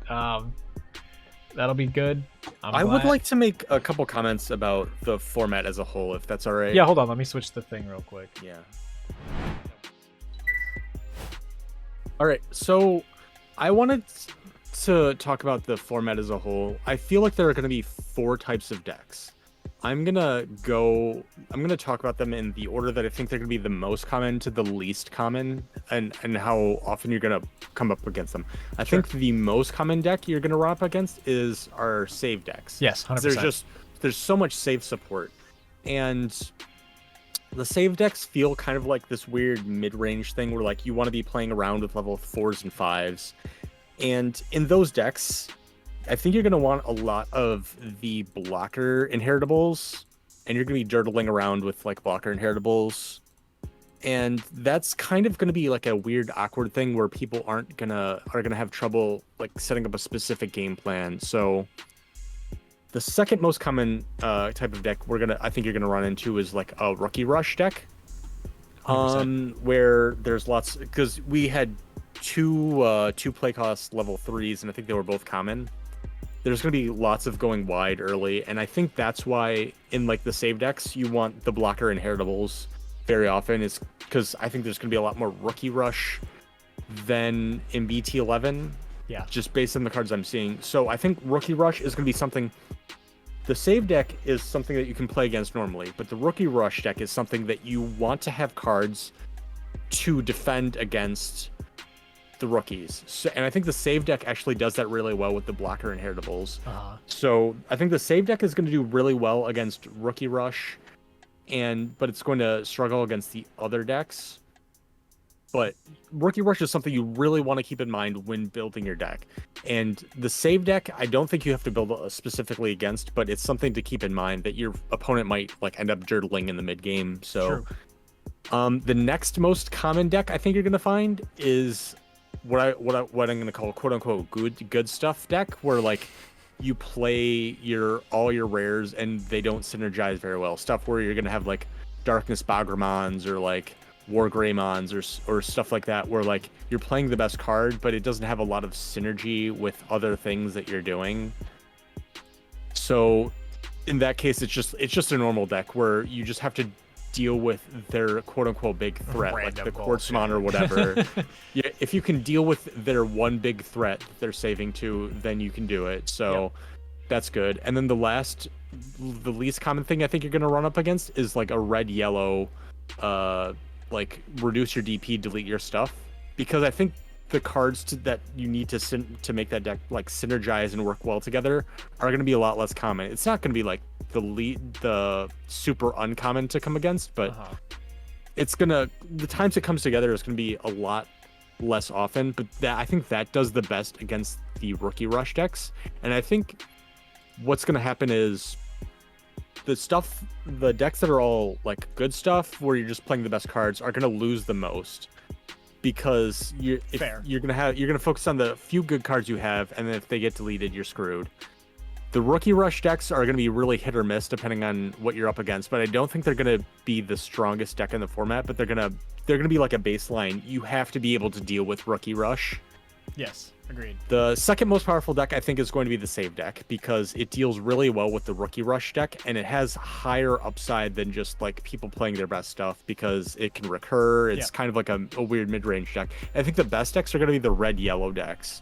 So if you have good red-yellow cards, like you can deal with rookie rush because your inheritables kill all the rookie rush stuff, and your top end is about as good as the good stuff deck with having a really good beginning. So I feel like there's a lot of rock paper scissors in this format where like save beats rookie rush beats the good stuff deck, or and then the good stuff deck beats the save deck, and then the red yellow deck is like the weird outlier where it does a little bit of everything. So I can see that for sure. I'm really conflicted on how to feel about this format. I think it's going to be I'm having a really hard time determining how the format is going to play out. Because when we were looking at the BT-11 stuff, I felt like I had a really good idea of how things are going to be played. Because like you had all these options that deal with multiple things, so you could stop rookie rush, and you had a lot of different ways where every deck could deal with getting rushed down. But it feels like in this deck, in this format, you're going to have to be very careful of how you build your deck so you don't die early to get to your late stuff. I can 100% agree with that. Yes. I feel like it's just like a lot of cards that are meant to supplement already existing decks. So every single color doesn't have like a structured format that they can actually silhouette with. So no matter what your silhouette, that's not the word I was looking for, kind of just synergize with, because you're just getting a lot of mixed stuff. So it'll be a real hard to actually focus on one of those. I don't know, it's just gonna be really hard. Yeah, I think save is the only one that has a really super coherent mechanic that is. I think that'll be probably the one that most people will end up playing, is the save mechanic style, because there's just so much stuff that goes into save. But like I was saying, if you get the red-yellow stuff that synergizes with each other, I think that's going to be the strongest you can go. But I can agree with that. You have to get like the rares or whatever to go with it. So it's not going to be very common that you can actually be able to build it. Fair enough. Well, again, thank you, Kyle, for joining me on this podcast of our pre-released predictions of how well everything is going to be, or what cards will be useful in our pre-release. Have any final thoughts before we finish up? Yeah, I'm the greatest player of all time. You will all lose to me. No. We'll see. No, I'm probably gonna get my ass kicked this format. I got a feeling like I did. Like last format, like I said, I feel like I had a good understanding of how the format was going to play out, and that gave me a good advantage, and I did pretty well in the pre-release. This one, I think it's going to be a lot more down. It's going to be harder to build a deck where you can actually do well consistently. It's going to feel like it's a lot more dependent on the stuff you get luck in your packs. It's a lot more luck because there's a lot less stuff at common that can deal with multiple rookie rush threats, so you have to be able to get the cards to deal with it. So I feel like this format's going to be a little rough. I'm just going to hope that I pull 3 Digimon, so every single one of them is going to increase my DP deletion effects. So I'll just be Oh, Sorry, you mean Gigimon? Because like Yeah. Gigimon, I was like, I pulled 3 Gigimons in BT-11, the green level 6. The It gets the Tamers. J Digimon. The J Gigimon, versus the Gigimon. Gigimon, or yeah, whatever. yeah. Well, thank you again for joining me. I will be excited to play 3 rounds of pre-release tournaments with you coming next. This You coming want to week. do predictions on how we're gonna do, because we're Sure. both going to 3 pre-releases. Let's do it. All right. I'll do predictions for you, because Okay. I have a feeling. All right. First pre-release at RIW we're gonna be going to. I got a feeling you're gonna pull a bunch of Shine Greymon. Okay. Complete nonsense. Please. You're gonna build the deck, but it's gonna feel a few cards short of like being able to like completely go off. So you're gonna go 2-0, and then in the last game you're just gonna you're gonna get slowly eked out just because you're just like with that 1 DP reduction away, and you're gonna go 2-1 and be really sad. And then at Mike's you're gonna get stomped in the second one, just go straight 0-3 and just have the shittest deck ever. But you're gonna get you're gonna get a couple Beelzemon like x-antibodies that like are bad and sealed, but they're cards people actually want. So you're gonna get stomped in the second one, and then the third one you're gonna 3-0 with like you're gonna get Quartzmon and just like make everyone sad, and you're gonna 3-0 the last one. Is there a winner's card for getting first? In this? Yes, Magnadramon. Which one? The old BT-2 Magnadramon no. Recover 2. Oh, okay.